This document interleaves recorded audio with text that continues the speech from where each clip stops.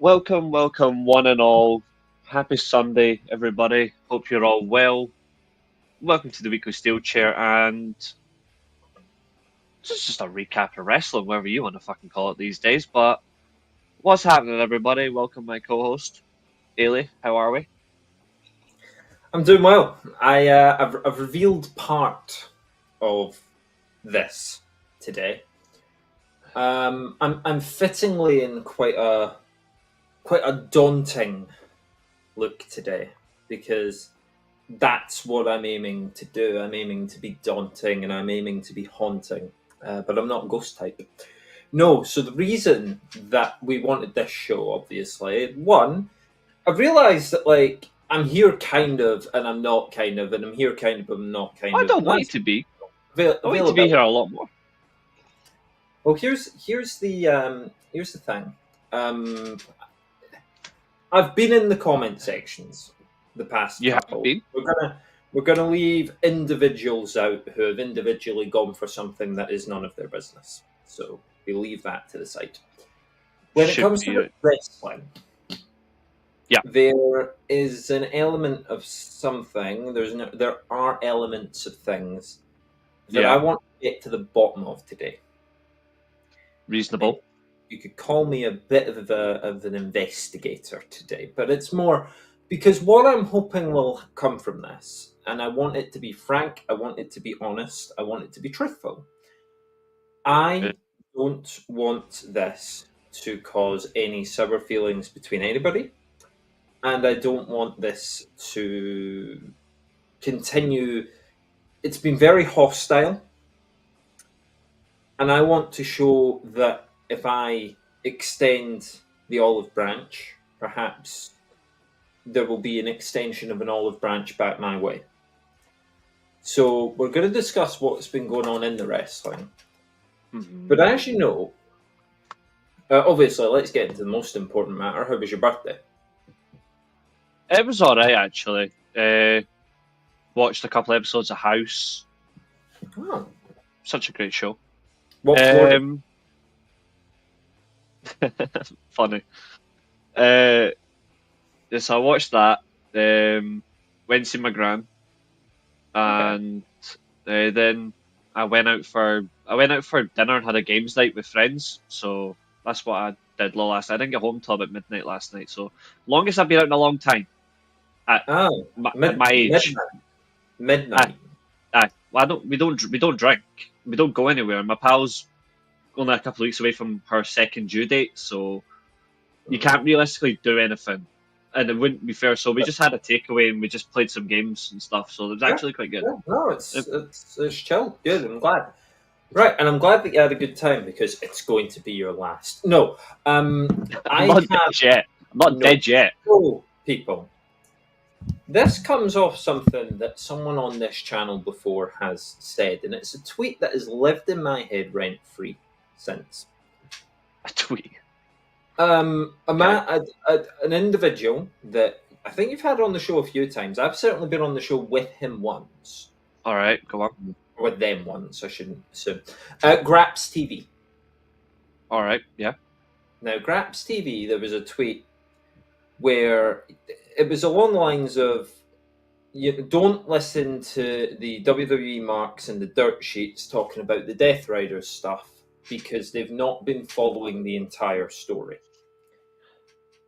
So let me start with the very first thing to make completely clear, because obviously I was in the comments yesterday, I was in the chat, and it was sort of thrown about. There was an insinuation that I am commenting on things that I have not watched. I know this entire Death Riders storyline. Yep, I know it true. step for step. I know it blow for blow. I watch the recap videos every week. Some of them are the highlight of my week just for how ridiculously stupid they are. Which I is would not miss AEW's recap for the world. And I listen to Jim Cornette break it down, so I get the whole show, but I watch the clips. Yeah, and you do the same for WWE most of the time as well, because you just don't have time. Yeah, I watch. So the only difference is I watch WWE's pay-per-views live as they happen. Yeah. I don't even No, watch of course. I don't have a TV, and as far as Netflix goes, I just haven't been bothered. No, I don't blame you. No, I So honestly, I don't blame you. I absolutely agree with you. All right, Maria, how are you doing? they put the important stuff out on YouTube, and you can be abreast of every situation Yeah, within absolutely. 30 to 40 minutes. Like, okay, great. And if there's a segment that's really, really good, they upload the whole thing. So you're Yeah, not, you know that if they haven't uploaded the full segment, it wasn't show stopping. It wasn't unbelievable. And it's sort of the same, and AEW have started doing it because I remember AEW's clips used to be like a minute or two. reserved. Yeah, they were Like reserved as well. they were showing it, but it was the same way that they used to show NXT because it was on the network. Yeah, NXT clips would show, but you would never see the outcome. You would yeah, never see they would always cut away to hit this button to subscribe more. And all. exactly. I never. I like the method, but I don't like it at the same time because sometimes the titles of the clips are misleading. Yeah, So yeah. I would rather just show the Also, outcome at like the same time. you would see a title like so and so battles so and so for the North American title, and you're like, well, I'm not going to actually see the finish, like because you're going to cut away. There'll be a big spot, it'll be impressive, and then you'll cut away. And AEW's clips were like that for a while because I was Yeah, trying to follow along with AEW. Now they put the whole thing out there, and I spend yeah, 45, 50 minutes, however long. I've watched every clip that was up of Dynamite. I have not watched all of yeah, the Collision ones yet. I'm yeah. halfway through the FTR promo, and I put it off because I was too annoyed with what he was saying. That's fair. That's fair. I haven't watched anything about Collision, so fuck knows. yeah. Um. I don't want to remember 2004. So let's. Please, can you deal with this one for a change? I can't with the end. That is, it's every time now. I can't. It's direct because of one thing. I can't do it anymore. Um. I think it Don't. had very important moments, and I do think WrestleMania 20 is somewhat underrated. The only good thing about 2004 for me is Eddie Guerrero beating Brock Lesnar no way out. I don't want to remember the rest of the year. In No, fact, but no, Kurt Angle, Eddie Guerrero as well. I think as a WrestleMania, it's rather underrated. WrestleMania 20. It's all right, actually. I mean, I don't I think actually hate WrestleMania 20. I just hate that people bring up because they want me to answer on one particular person, and I'm no, sick of it. I know, and I get it. I get it. It's Anyway, constant. on to what you are here to answer for, or what I would like you to answer for. Because as well Fire as away. studying up on Dynamite, getting abreast of all the situations, Go ahead. I have been watching your shows. I've been going Yeah. back to watch your shows as well. And Uh-huh. I caught not yesterday's, I caught your Dynasty review. Yeah. Now, I'm going to put my cards on the table here. I really only cared about what you thought about one match, and you'll know what match it was. So, Go on. once you'd finished talking about that match, you went into the opener, you were talking about Bowens. I skipped to the end where you would be talking about the main event again. Because you Yeah. open that show talking about the main event, you close it talking about the main event before you go into like predictions and Q&A and stuff. Yeah. No, of course. Yeah. And, well, basically, I heard some things. Sure. And I was interested by them. I was All right. intrigued by these comments, and as I Go say, I ahead. was talking to Keen about it because he is obviously more WWE heavy. Adjacent, Yeah, more WWE adjacent than which you, and which is fine.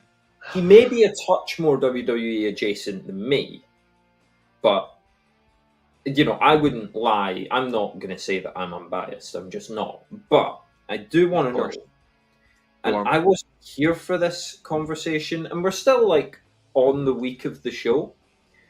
So let's start with what you said. AEW with a John Moxley main event got it right. For a change, if you actually look at what I said the last two weren't good at all. Yeah. No, I got that. But for a change, AEW got Yeah. it right with the main event. Now, Yeah. this is a main event that has been panned. Like by By many. Yeah. come at this on so many platforms, and I completely understand why. And I've actually, if you look at what I've said, I haven't refuted why anyone's not liked it. No, but this is where it comes into something. There's Go on. a lack of explanation, a lack of link with certain things, and this is why Yeah. it's not just you, but it's other AEW fans as well. Mm-hmm. And as I say, it goes back to that tweet. You're not aware of the whole story. Stop trying to chime in now. It's like, no, we're very aware of the whole story. Not only are we very aware of the whole story, we're aware of AEW's own fan reaction to this whole story. Yeah, absolutely. So rightly so, like, I think there are some people who have obviously come out and said, if you're not following it, then don't comment. If you And don't like it, don't watch. And I heard the same about WWE in 2019, and I Mhm. kept watching. Yeah, and there's people that are adamant on that. If you don't Now, like something, don't watch is one of the worst, laziest, just bottom of the barrel, desperate swipes at trying to make your point. Anyone who says if you don't like it, don't watch. Because, like I said yesterday in the chat, yeah, I get that a lot of effort goes into these storylines, and I get that someone has worked hard to write you this have to down. try. You have to try. And cheers, Keen. I think you really have to try. It is hard. I think that's the But problem. if you write a shitty book, Yeah, yes, it took a lot of effort for you to write that book. The end product is still bad. It still yeah, needs to be judged on the merits.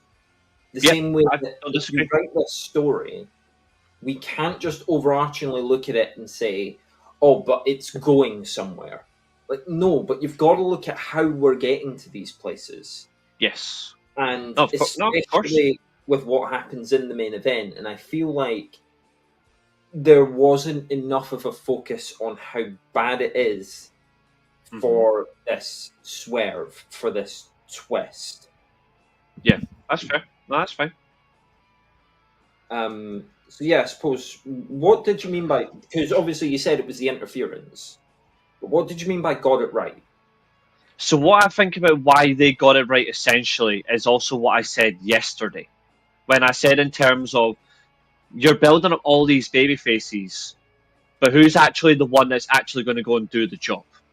Now, I actually tangibly put it annoying. Like, I don't compare title reign to title reign, but when you look at what they're done, you've already said before, and I kind of see why they are mimicking a title reign. But you're building up every single credible babyface to go up against your world champion, but which one's actually going to do the job? So the reason why I said they got it right is because they're still actually trying to show the dominance of the champion, or effectively trying to show the dominance of the champion. But you're also trying to see which one is actually going to pose the biggest threat to him. And he's only went through, when you actually look at it, he's only went through two of the top baby faces, or if not one. So I think essentially they got it right because you're not going to just.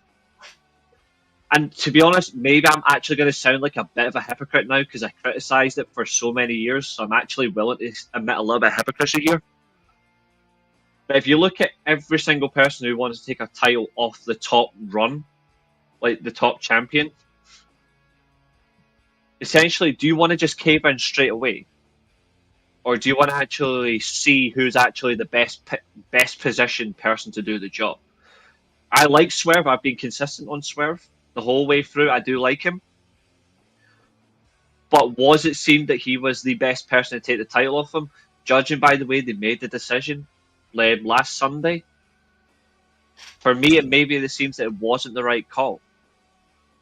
Are they going to pivot to Hangman? That's something. Are they going to go with Osprey if he wins the Owen Hart tournament? Are they going to go with Darby if he doesn't break his neck? Like, because of he's got his commitment to Everest. I think it's the reliance on it. We already know it's not going to be Jay White. Jay White was supposed to turn heel. If he hadn't fucked up his hand, he would have turned heel at Dynasty. Mhm. So Sorry, Revolution. Sorry, Revolution. He would have turned heel. Well, So I if think you they were got it right because of I think they pivoted, and that's why I think it was good. if you were plotting it, and I know that you don't want to make the comparison, and yet the comparison's sort of unavoidable, and it's not the I don't. last. No, I agree. I 100% agree. It's unavoidable because it looks like that's what they're trying It's not for. the last time that we'll make that comparison on the show. Moxley and the Death Riders to Roman the Bloodline. I think, If, weirdly enough, sorry, I don't mean to cut you off there. I know no, he's got a lot. I know he's got a lot of. He isn't booking the whole story, but he does obviously have influence on his story and where he wants it to go. But he's also relaying it back. I actually think because he still has a close, strong relationship with the likes of Roman, etc. I think he might actually be asking for ideas or potentially linking and saying,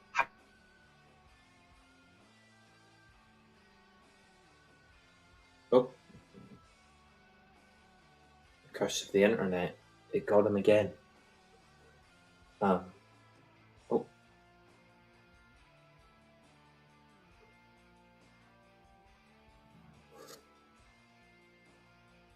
"Want and I think we've lost him. We've lost him. Okay, we'll let him sort that. So the reason and sort of the question that I want to throw out there then is if we're plotting this like it's the Bloodline, at what point in the story are we at? At what point in the story are we at with Mox? Is this like, are the Death Riders full? Or do we have more Death Riders coming in? Obviously, the Bucks are here now, but that would mean maybe Okada's here now. Does it mean that Kenny Omega's there as well?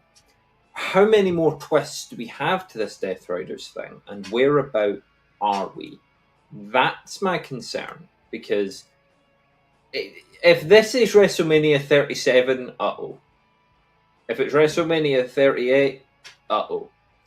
If it's WrestleMania 39, you could maybe let them off with it. People wanted it to be WrestleMania 40.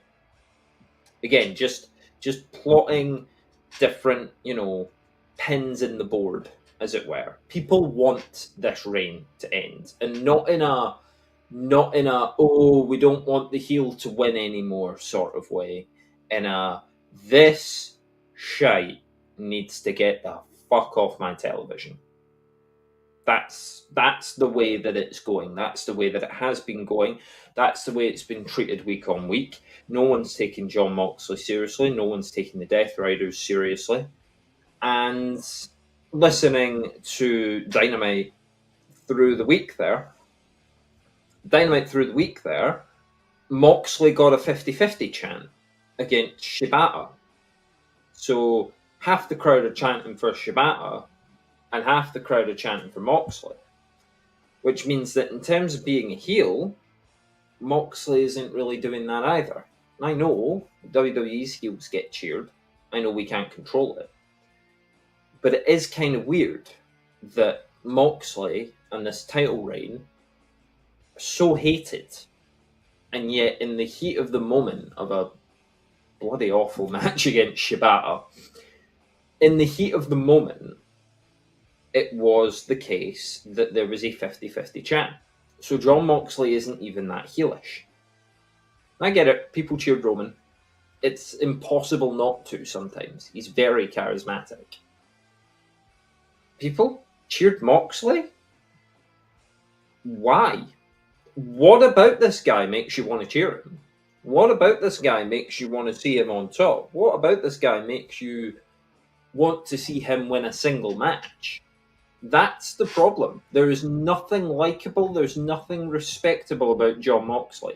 That's why people didn't want the title reign to continue. They don't like Jon Moxley. They're bored of him. They're bored of him pretending to be an MMA badass. They're bored of him and his group. They're bored of his grunting. They're bored of the way that he's, wiggling his shoulders about. They're bored of the incoherent promos. They're tired of him They're tired of the way that his title matches go, and way quicker than the Roman Reigns thing. Way quicker than the Roman Reigns thing. They have gotten sick of the interference. I think there are several reasons why they're sick of interference. And I think that one of them has to do with the Continental Classic. And I think it's that anyway. Is it internet? No, I think it is. In the Continental Classic, they have rules that say there's no interference. These matches are generally more enjoyable than Jon Moxley's stuff because interference is not allowed in these matches. Interference is seemingly encouraged in AEW main events to the point where the fans are sick of it. It's so predictable, but it's not the sick of it and predictable like when the Bloodline interfere on Roman's behalf. It was like, oh, here we go. No, please stop them. Please stop them. With the Death Riders, it's we actually just don't want to do it. I hate this bastard internet. Okay, Well, so what was I missed there? Because I was in a train of thought there. So what did I miss? Sorry.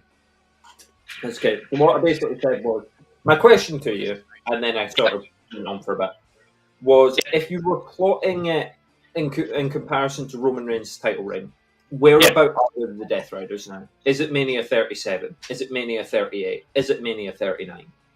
Is this? Are we getting? Okay. Basically asking because we took the mick out of this for a long time. What phase are we in, or whatever the fuck it was? See, the weird thing is, and I'm not saying this because it's not it's not quintessentially it's an AEW thing or it's a WWE thing. So I'm going to answer it, but I'm going to answer it the way I think they can do it, whereas the opposite of what they can't do. And it's not because they can't do it; it's just not their. It's not the way they go about it. I don't think AEW essentially can do it like a WWE. Not in the sense, not in the sense of one's leaps and bounds better or one of them's just in generally crap. What I mean is, moving on. Yes, I'm not going to do that. What I mean essentially is WWE. They like to go a long-winded route, and they like to go one step, or they'll go and try and skip a few steps, but then they'll rail it back in. Now, I think AEW quintessentially are trying to do that with the Death Rider story, but I'm not sure. I'm not sure if it's essentially their way of doing it because I don't think AEW can do a storyline that's like 3 or 4 years, and it's not in the sense of like they should do it, but we've saw how hard it is to actually keep an attention span anyway on viewers these days. There was a lot of people, and and if anyone dares challenges me on this, I've got alias proof. We've seen how fast people gave up on the Bloodline story, even in 2020, 2021. They gave up quickly. And I'm not saying, God forbid, you should or you shouldn't. I think for the first year it was all right. It was holding itself, but there were still people that were checking out quickly. Wasn't right heel yet, and people forget. 2020 was. 2020 was. It was only when he got with Paul Heyman, which was a week later. Yeah, but that's what I mean. You at least had that he went from babyface to heel. Jon Moxley was already heel. Yeah, but I'm not in the sense I'm comparing it in that way. What I'm saying is, I'm not sure if you can have Jon Moxley as a heel for the next 5 years. Cool, but I don't think you can have Jon Moxley do this level of storyline because he's never done it before. And I'm not sure. To be fair, Roman's had some long-winded programs. I mean, he's been in a relationship with Brock Lesnar for 10 years, but you know what I mean. Like, I don't think it's as easy just to tell a story like this. And therefore, if it's not working, should you just like? I think like there comes a point, and again. But should you give up so quickly? Even to be fair, I will praise him on something. Yes. As a writer, yes, because I have been 3,000 words into something that I've anticipated being Yeah, 80, 90,000, and I just fair. don't like it. And the thing That's is, 3,000 would that's be like, fair. I don't think everyone's gonna like this story. I Honestly, mean, I don't think anyone's gonna. Yeah, I've been like nearly 20,000 words into a project, and I've gone, don't like this one, yeah. benching it, away it goes. Seen there, done that. A few things. I've just had to pivot, and I completely. That's why I'm Yeah. saying like I'm not. I don't disagree with anybody who likes this, doesn't like it, is unsure. To be fair, I actually gave my fair comment on. I'm not sure if you heard it, but when you asked me about the main event at Dynasty, Mm-hmm.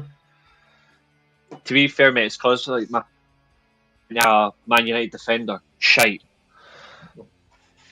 He's I'm got this checking. rinky dink setup over here. He is AEW, and I am WWE. His production is all No, over the place. You've got a professional show with me. behave. You gotta turn that off. Actually, anyway, that music's actually pissing me off. So turn it off. WW Ales, more like. Behave. World Wrestling Ales Entertainment. The funny thing is not even a WWE fan knows that WWE doesn't even stand for World Wrestling Entertainment anymore. It doesn't even have, it doesn't actually mean anything, No, I know that, but it did. which is funny. It hasn't meant anything since 2011. Yeah, Absolute joys. but WWE is now just WWE. You know, It's, that's the it's same. just an It's it's the just same an way acronym as with no like, meaning. It's just you an know. acronym with no meaning. Yeah, well, I get that they call it the National Football League, but it's the NFL. It's still shit, but yeah. The National Basketball Association. It's the NBA. Like these massive institutions just become their acronyms, and that's why AEW is still all elite wrestling. That might be better now. How's that sound? Can you hear me? I can hear something else. Now I can't hear anything. All right. How's that? Yeah, I don't know what was playing there. Oh, yeah. I've got my friend on Twitch. I'm just helping him like boost his Right, watch okay. hours. Yeah, I was like, hang on, there's someone else's voice in your computer. You've got an anonymous Raw GM. Aye, I've turned it down. I've Do turned it you? down though. Do Yeah. you? Aye, I've turned my Twitch down, but I've just got him support in the background. So Yeah, no, that is better. That is better. But yeah, so that's why I'm I had it on. I had it on headset for sound and speaker. It had because I restarted the PC. It auto reverted itself. yeah, so can I move on to the next point? As I say, you're in for the long run here, but Do whatever you like. Do whatever you like. so quote, we give these other companies chance after chance after chance, and it's fine. If AEW screw up 2 or 3 times, they're done. This is why I can't take people seriously. Now, firstly, I responded to a comment in the chat. To be fair, so I'm only yeah, responding to I someone. understand that. Obviously, you got to understand if you directly reply with something like that, I'm catching a stray. Now, I'm okay. I can catch strays. Believe it or To be not. fair, Yeah, yeah. I eat abuse like Pac-Man eats pills. You know, it's fine. But Jesus in Christ. terms of AEW and giving them Mm-hmm. chance after chance, what do Yeah, you think I'm doing? If I wasn't giving them a chance at all, I would have just packed up and went home. I which would is have just fine. stopped. Since 2021, Mm-hmm. I have been abreast of every situation. I have been up to date on every situation in All Elite Wrestling. I Yeah. have followed all the main event feuds. I could tell you most of the title lineages. Okay, I'd probably have to go You back to should. front. Do not most recent to least recent, and do not ask me about the TNT title because no. But generally, I could get a good picture of it. I'm not Yep. saying I do it flawlessly, but I could track it and I could go, oh, so it was there when that happened. Same I can do with WWE. And again, I'm not showing off. I just want to show that I have been tracking this company. When you talk about giving AEW a chance, what do you mean? Because am I not giving it a chance by watching? Am I not giving it a chance by constantly assessing it? Or is it not giving it a chance because I don't like it? Uh oh. He's gone again. Or he's being very, very still, like Drax the Destroyer. So that's That's where I am with it while he comes back. That's where I am with it. It's like, what does giving it a chance mean? Where is it written that I automatically have to like this company? I automatically have to respect what they're doing.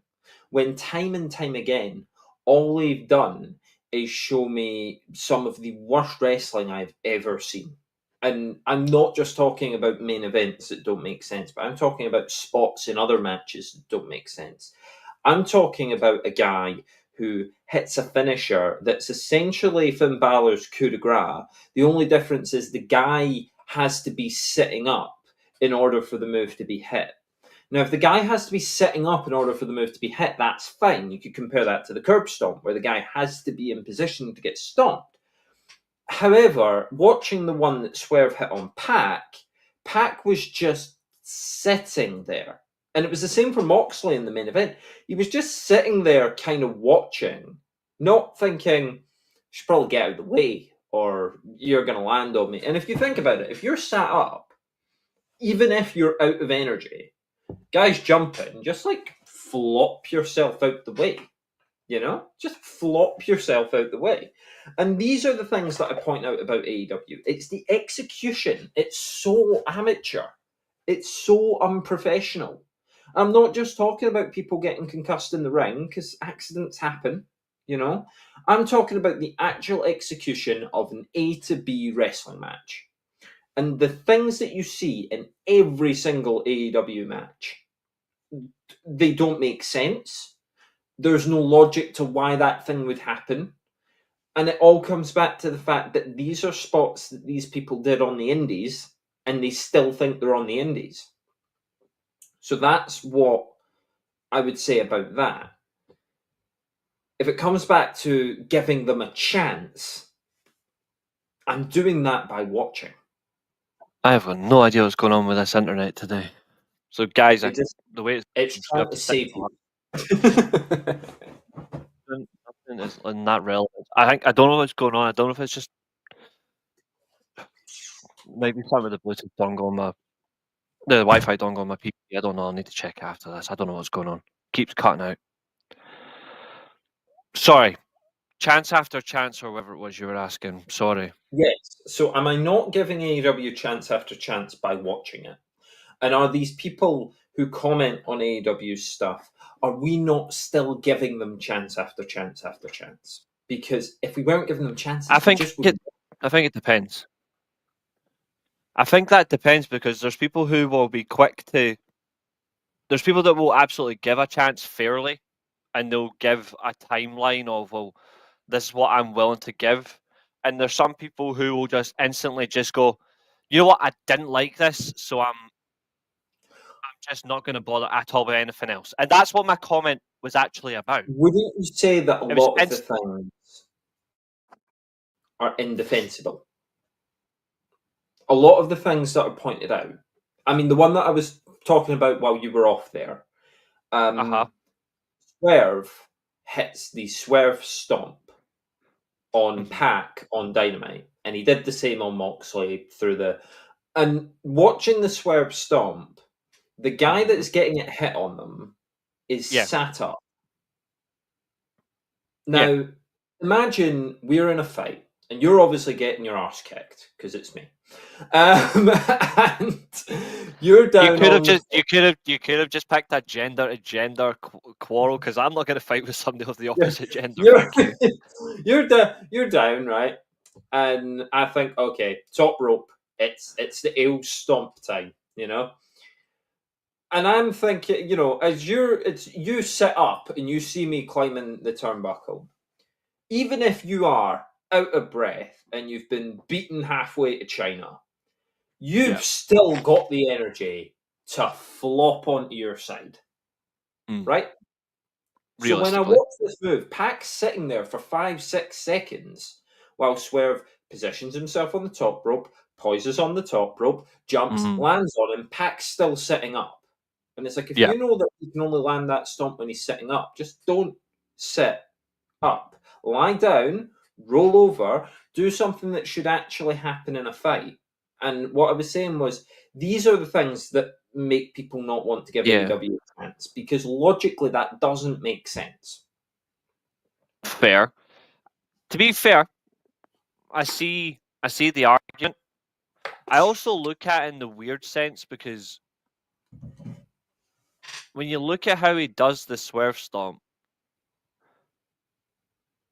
there's been times where circumstances where the opponent's actually been prone down. So I'm not sure why they're actually in a seated position. I don't know if Or it's if been they are to written sit that up, way. I don't. like sit up when you see the guy coming to land on you. Imagine they're going to hit like a coup de grace or something.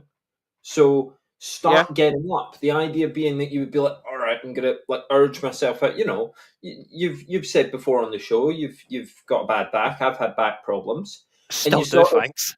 yeah, and sort of if you're lying in bed and you're like, okay, I've just got to Yeah, like you like know it's a slow urge, like powering through yeah, or attempting to. there was none of that. Pac was sat there like a Yeah, lemon, watching yeah, Swerve climb the top rope yeah, and jump on him. I get that Pac was legitimately injured, but still, yeah. the injury is his ankle. So just Aye. you know, like it No, of didn't. course. I don't know if it's written that way. Like, I don't know if it's written that way for the seat position. I don't know. I mean, I've seen plenty of swerve stomps where he's landed where the opponent is prone, and he's still got the same position. He's going direct forward towards the chin, upper torso area. So Mhm. I don't know what the seating part's for. I actually don't know. I don't know if it's just written that way or they're meant to be getting up that position. I'm not actually sure.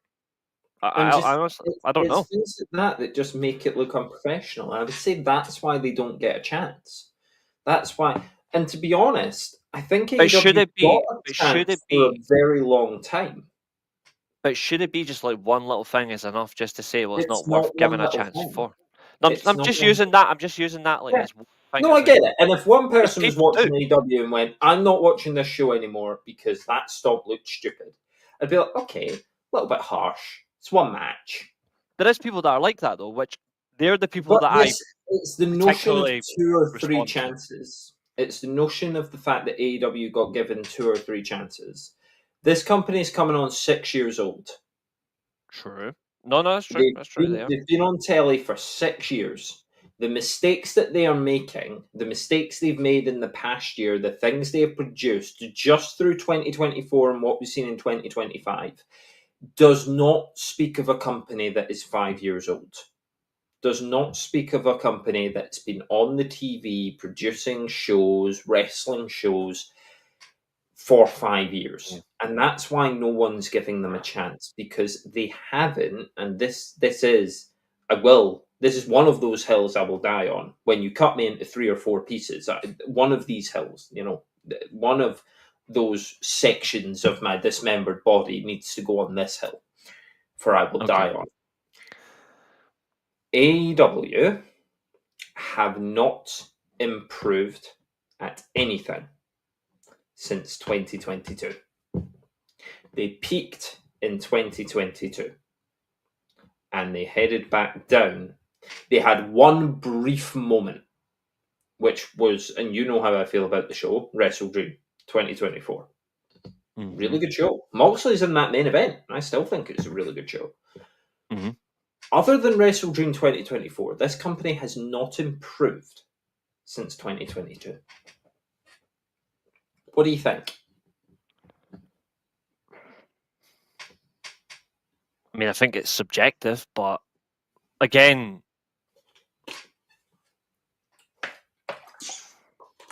see, that's the thing. Like, I think that it is purely subjective, but then again, it comes down to what you value If as it is improvement or subjective, because well, I'm it all is. for this subjective thing, absolutely. I'm But not it's all. telling you what to like and what not to But you like. could But when I also, say this, mark, but you yeah, can mark it as objectivity as well. So you've actually got when I say both, this, people, it's not even objectivity. I know I say it's objectively bad because there are things that I just think are objectively, like which is objectively, you yeah, cannot argue that a guy opening his own cut on camera is good.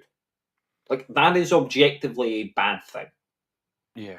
If it happened in WWE, I would criticize it too. Same with this Tiffany and Charlotte promo. I hate it because it was unprofessional. Charlotte spoke out of turn, and it has made the feud something that I do not want to see. I didn't It's want to see Charlotte already, but it's made it worse because Charlotte. It's annoyingly toxic.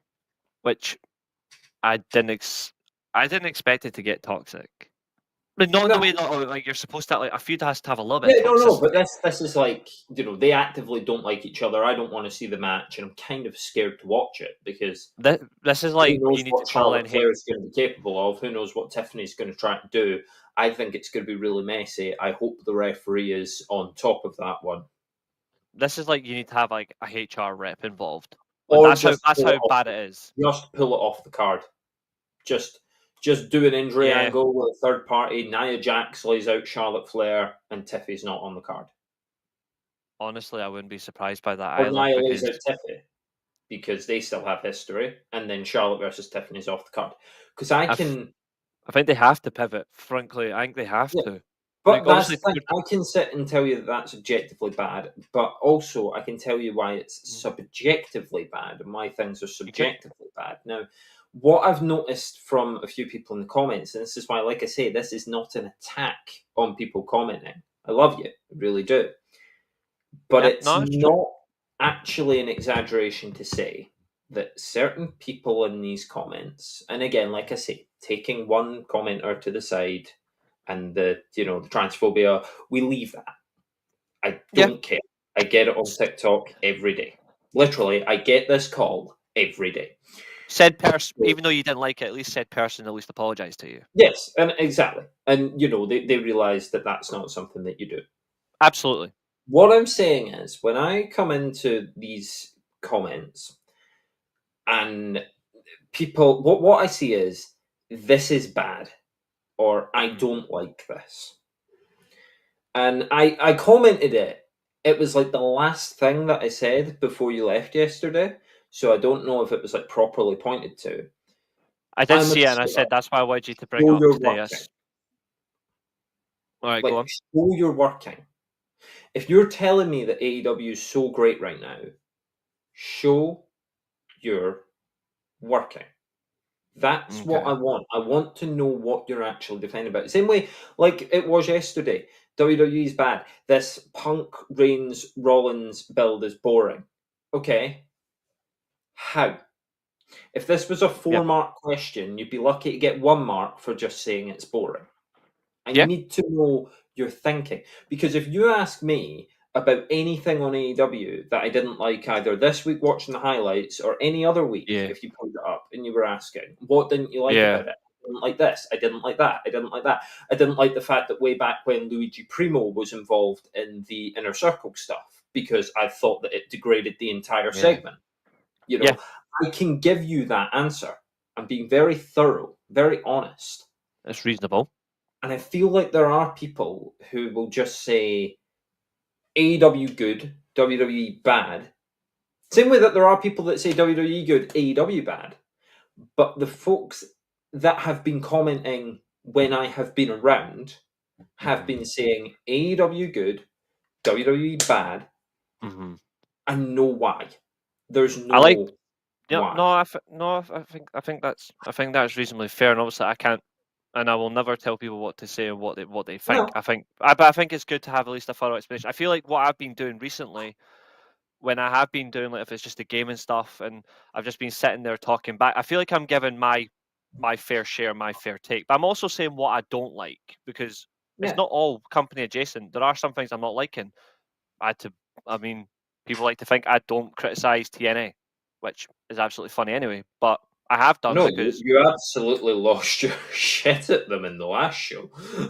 yeah, I did because I feel like they're missing obvious tricks and I don't understand why. And I'm not going to blame, even though people want to go for it, I'm not blaming a partnership. Am I for it? Not particularly because I feel like they're not getting the best of what they can do on their own merit.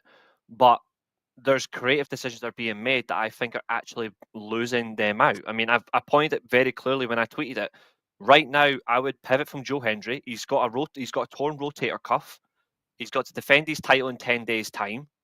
Have him lose the title quickly in the triple threat. I know he's in the match. Ethan Page. Have Ethan Page take the pin. Protect the champion. But then immediately pivot to Mustafa Ali and Mike Santana as your world title feud. Because that's actually the best, and I say this and I'm being deadly honest, it's the best singles feud I've seen in TNA since I'm going to say January last year, and that annoyingly involved Moose. But that was Moose versus Alex Shelley for the world title. So that's a full. We're mid-April, so that's a full 13 months. Yeah. And this is the best singles feud they've got because they've actually bought into it. Now, I did openly criticize. I didn't like the use of the spot, even though you didn't see it on TV because they cut away from it very quickly. But I didn't like that they were using someone's alcoholism and drug addiction. That you see Mustafa Ali, who's playing a politician gimmick and he's doing it really well. He's supplying drugs to tempt this guy to give up on his addiction because it will Yeah. bring up bad memories for Santana. And I didn't like that because what if anyone is watching this and you're a recovering alcoholic, It's you're a the recovering line drug that you addict, you know? toe, because to be honest, I don't agree. I think the fact remains that some of the rawest storytelling that you can get, not raw as in WWE, but raw just generally, some of the rawest storytelling you can get It's real is life. by it's by appealing to things that people have gone through. And if a few people get so offended that they stop watching, honestly, Yeah. it's not an attack. It's about how No. you do it. And So obviously I it's not haven't stopped watching. I just found yeah. that part It's not particularly wild. instantly wrong to involve someone's alcoholism. It's not instantly Yeah. wrong No, of to course. involve Yeah. someone's drug use. It's not instantly wrong to involve some of the worst things I think imaginable. I think It's to how you do show it it and do is you tactfully I'm glad they didn't involve. show it on TV though, because obviously the NWA spot, for example, was Yeah, yeah, yeah. ridiculously But that, stupid. but So that, that wasn't tactful. That was that was just, they that wanted a was headline. yeah, and I was worried that TNA were actually going for the headline instead of further advancing a really good feud. And luckily, they have advanced the feud. So I use that as an example of what I didn't like, but I've not stopped watching. Yeah, But and that's I've you liked the being, follow up, yeah. and I've liked the reaction, and I think that for me is more important. It's the reaction rather than just oh we've mentioned it now we're going to go for it, but how you keep it going certainly is the manner. So that's something that I've obviously been consistent on, but I still like the feud because it's actually good to see two guys who haven't had a chance. Realistically, and obviously, I'm not saying Mustafa Ali never got a chance in WWE, but Mustafa Ali at one point was so red hot, and you're thinking Intercontinental Champion at some point, US Champion. You know what? Mustafa Fuck it. Ali should have been massive. Yeah, Like should have honestly taken off and been huge. Like I was saying yeah, next Rey Mysterio. yeah. And I like what he's doing right now. It's probably some of the best work he's done in a long time. And I like that Santana's broke away from Ortiz. I think eventually they were going to break up anyway because I think they had a lot of issues together. It was clearly hurting them. He's went and bet on himself. So I like that. I like when people bet on themselves, whether it be going from AEW back to WWE or WWE to Uh-huh. going to Japan for 6 months, or they want to Having hit the having Indies. ambition is never a bad thing. Exactly, and that's something I think But then we've always agreed but on. That then I don't this like when this is people. where and I know and I want to get to Keen's question so that we have covered it. But Yeah, go that's on. where I also this chance after chance thing with AEW. Yeah, They're not trying. They haven't tried.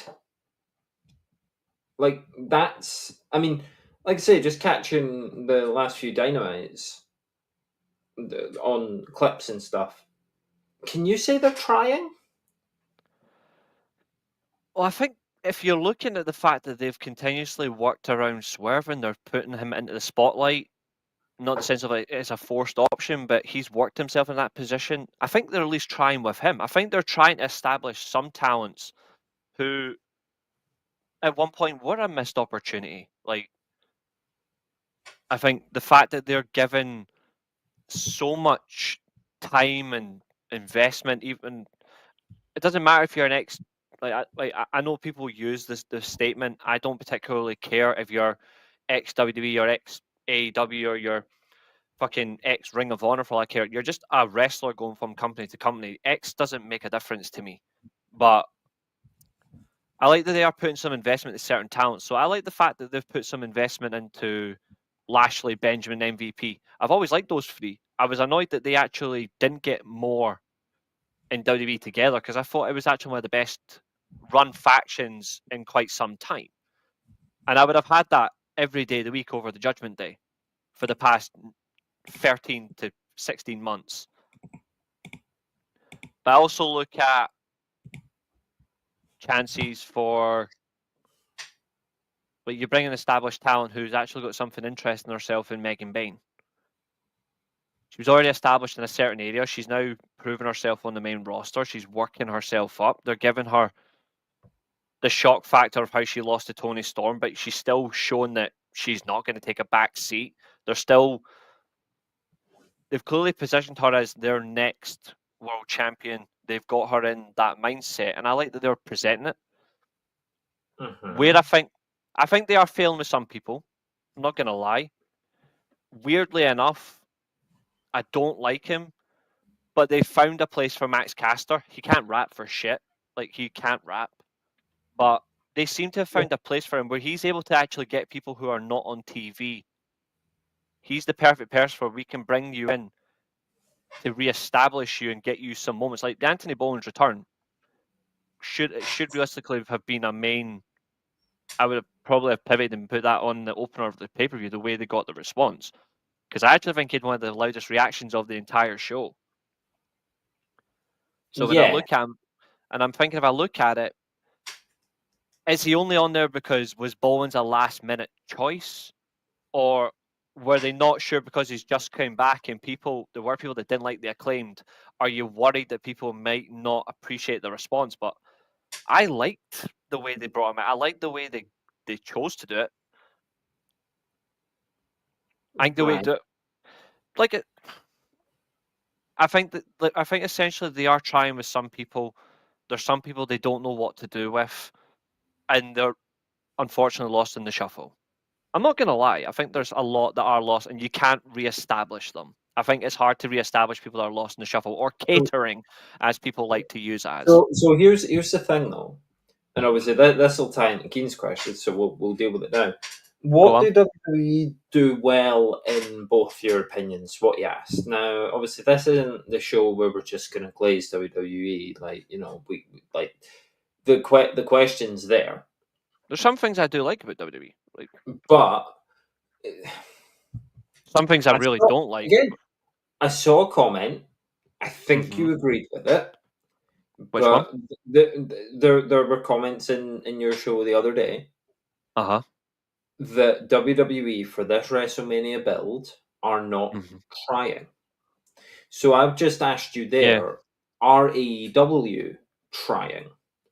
If we flip that round, are WWE trying? I think with certain people, they absolutely are trying. I think there's a lot of effort being put into making the Intercontinental title seem really strong at the moment. I think there's a lot of effort put into continuing and maintaining the momentum of the Seth Roman and Punk stuff. I think there's been a lot of attention to detail for Cody and Cena, in terms of people were saying, why hasn't Cody just lashed out at Cena yet? Okay, they rectified that. Cody hit him with the crossroads. They are trying. They are listening. You may not like all of it. You may not agree with the Raw Women's Championship triple threat. You may not quite be the biggest fan of that. I don't disagree with it, but I also understood it before it even got booked for the show. When I said to you that I saw it coming, I understand why they've done it, because it's your three best singles talents in general on Raw. What I didn't disagree with it in the sense of it, and I've been relatively consistent on it in that reality of the triple threat, I don't like the constant way of brushing Io Sky away.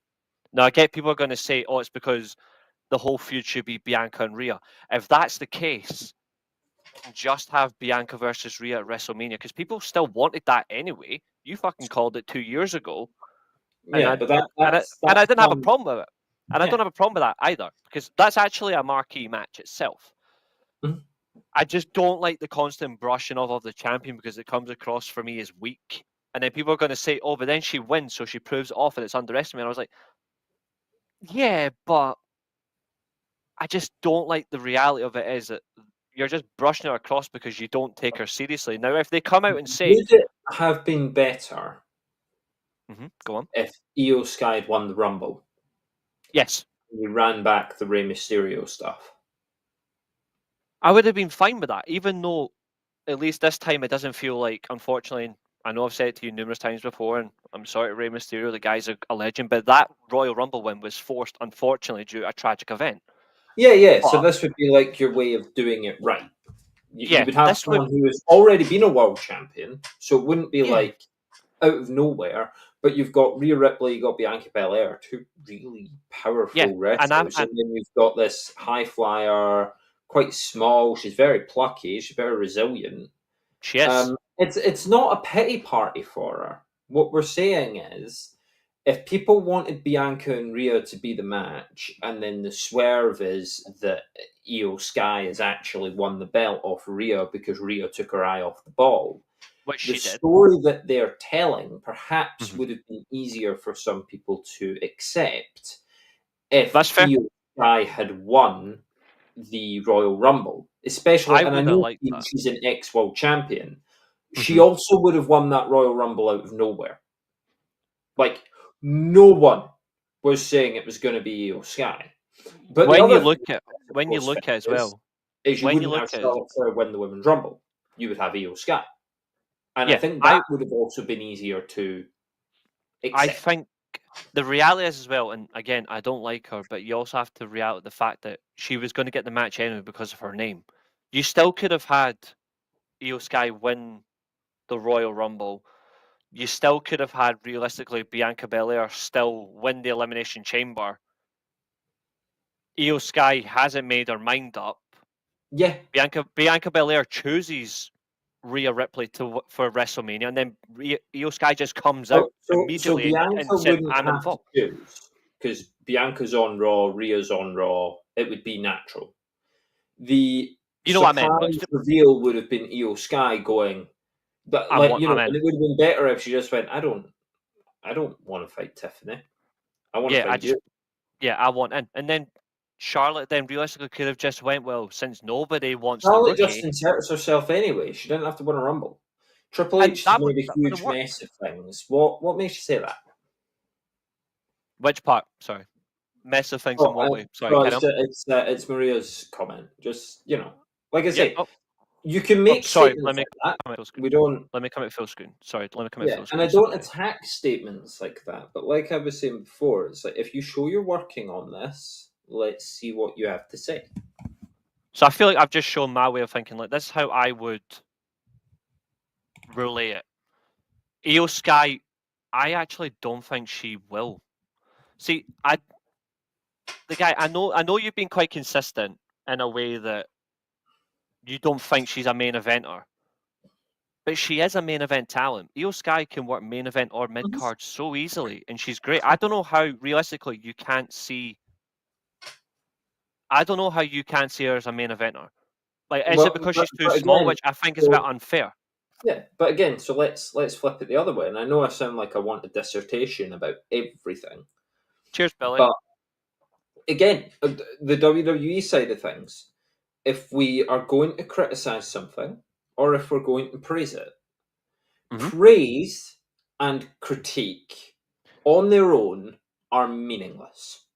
So I think personally, and Reason, I justification, hmm back up what you say. That's why it's taught that way when you do English in school. It's yeah, so that we're not only opinionated, but we are educated in our opinions. I think what Quant TV said is true. We're allowed to criticize art. You are indeed. criticize what. Yeah. It's why Whenever I you like the criticize Intercontinental scene. something, though, have your reasons. And Yeah. those reasons, I don't have to agree with your reasons. I Hmm. really don't.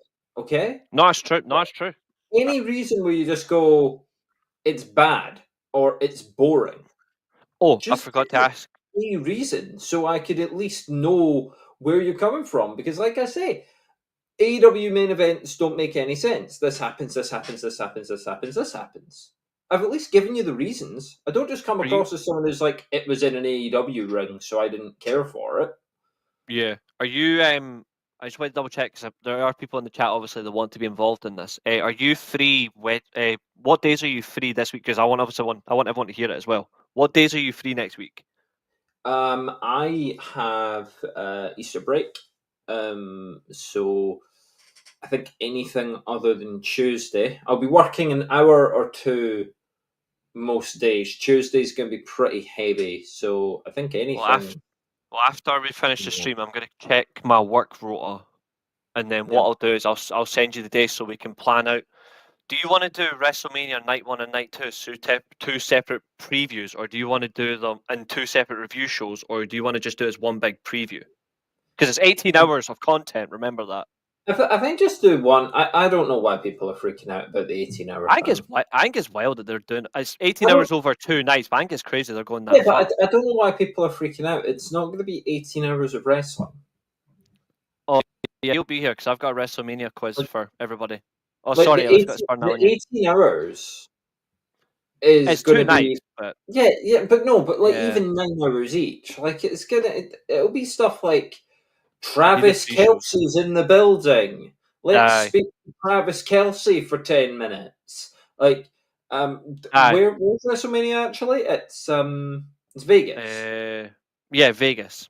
So, Max Crosby's here, everybody. Let's speak to Max Crosby. I think they're Conor missing a weird McGregor's trick. stopped by because it's a big TKO thing. Let's speak to. Aye, I don't know if Dana White's still involved with the UFC, but let's speak to he's the still he's UFC. still involved. Yeah. See, You this is know, my thing. No, if you what that's to be fair, Billy. The funny thing is, every time we've watched you be on the quiz, you've either got caught by Keen cheating, which was funny, or you just don't show. So you have to show. If you're not on the show next week, then the only thing I'm acknowledging is that. I'm only kidding, dude. I'm wow, only kidding. uncalled for. I want to actually do it as I actually want to do it next week as like a big panel show, but I want at least 5, 6 people on the quiz show itself. It's going to be wild because we are close to 300 as well. I wanted to do something like special for that. So, to be fair, my biggest praise of WWE, to be honest, is the Intercontinental title scene. It's yeah, but the thing is, like, there are several stories going on at the moment going into WrestleMania. And when folks say this is one of the weakest WrestleMania builds ever, you're like, no, no, because once again, like you can say that in your opinion, but there's nothing to back it up, I and think therefore, people are like I reflecting in the say, way that. No, the carry on. thing Sorry. that makes doing this show tricky is when you don't give me anything to work with. It makes everything trickier. And again, we're talking about that in the comments, people. And feel free to clip this and send it out there. I Don't worry, welcome Billy. No one wants it your either. disagreement. I welcome your disagreement, and I welcome the commenter's disagreement. You don't all have to Mm-hmm. see the world the way that I see it. If you think I'm a pansy because I don't like seeing people put through glass, that's fine. Speaking of But glass, actually, you've not spoken about think Drew McIntyre yet. comment about things. So the Drew McIntyre one,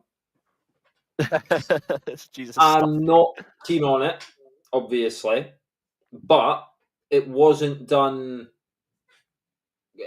It wasn't gratuitous violence. Are you still surprised they actually done it though? Not in the Um, sense of they're no, expecting it, but I'm are not you just overly surprised about surprised? it because obviously, I mean, Ricochet died at the hands of Braun Breaker going through a windshield. I think Braun Strowman did something pretty similar in a feud with Bronson Reed. Um, you To be know, fair, I think that's a fair comment, but I still think to say Queen of the Mid card is I think a bit I harsh on think Io she's Sky. too good for the mid card. Honestly, I really, really do. I think I if yeah, I can't believe I'm going to say this because I don't like her, but they've. To be fair, I don't like Lyra Valkyria anyway. The person that should have won the women's mid card title is generally the person I hate the most in WWE. well, Liv Morgan. Mm-hmm. Oh, Yeah, I'm being 100% serious, 100% I honest. think it should have been Dakota Kai, so that we could stop looking at her like a fucking joke. Dakota Kai will never hold that title now. It's over. It should have been Dakota Kai. You know what's worse? You know what's actually worse? I won't be going to Dublin.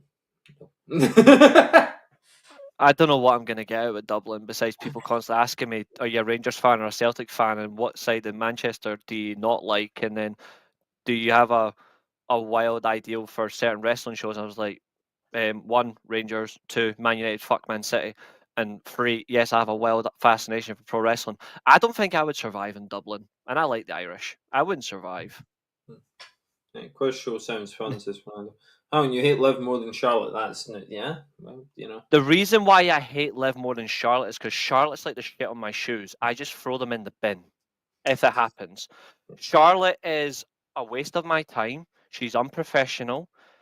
She's lucky that she's a Nepo baby. She's got nothing relevant to the wrestling business. She needs to do a Becky Lynch. Just accept that it's time to walk away, go and do something else. She hasn't got comedy in her bones though. So Charlotte, maybe she can go and do shows on failed botches, on Well, surgeries. I don't know. here's the thing. Here's the next thing, though.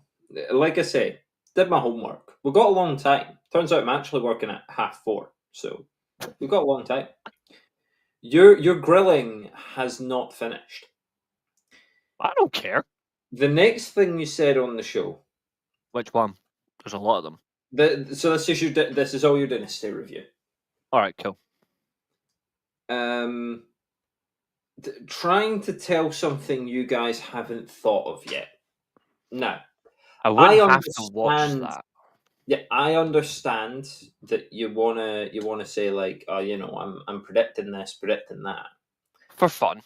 What I'm gonna say, if it's a character that you're doing, it comes off very arrogant. No, that's true. It comes off incredibly. Like I was sitting there, I had to pause it because of the cringe, and I know, and people will be like, "You're talking about arrogant and self-centered, and you know." Look at me.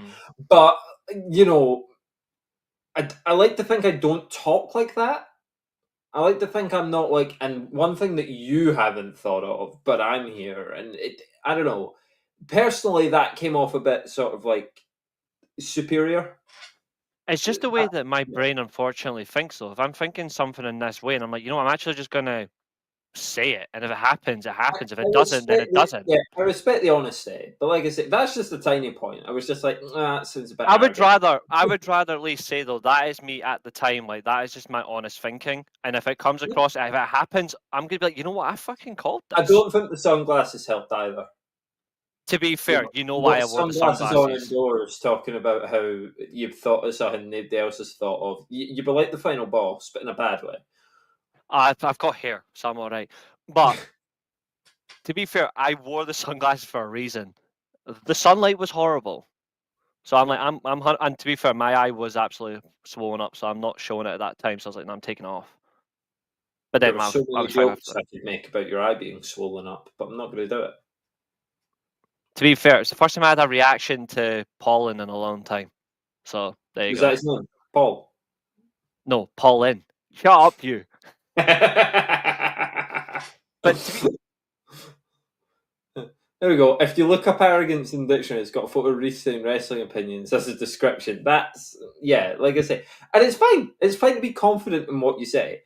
I just think you could potentially sour people on you because of some of the stuff you say like that. And if you're fine with that, cool, whatever. I can say one thing on here, and I can say something in just a little bit of context, and I still get hangweed for it in the worst ways. So no, I just that. let it go. I just carry on. I just carry on as normal. This wasn't a witch hunt. Like I listened to the whole thing. I wasn't just taking sound bites.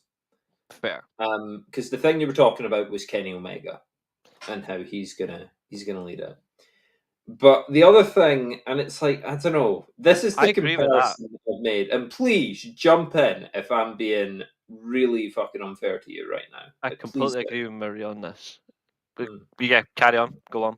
So what I said was, your quote was, I was right about Cope. I was right about Swerve and Hangman. I was right about Okada and Omega. I was right about Mhm. Bowens, actually. You elaborated a little bit on the Bowens stuff. Yeah. End of the day, we got to let it play out. You got to let them try. The second bit I'm fine with.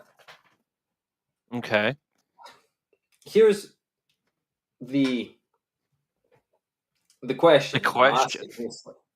Because, as The I say, question. I'm being careful here. I don't want to fall out. We're not going to Why fall are out. If you you want to ask purposely it, reminding people what you were right about? Because, and to be honest, this is where Mhm. I'm going to disparage the name of my wrestling star, Jim Cornette. Yeah. Nothing winds me up more than when he goes, it's, like I told you what would happen. Look who won the pony, is what he Fair. keeps saying. It's like, mate, It's a I good don't epiphany. fucking care. It's like, I don't Aye. care what you thought was going to happen, and I don't care that you were right Yeah. about it.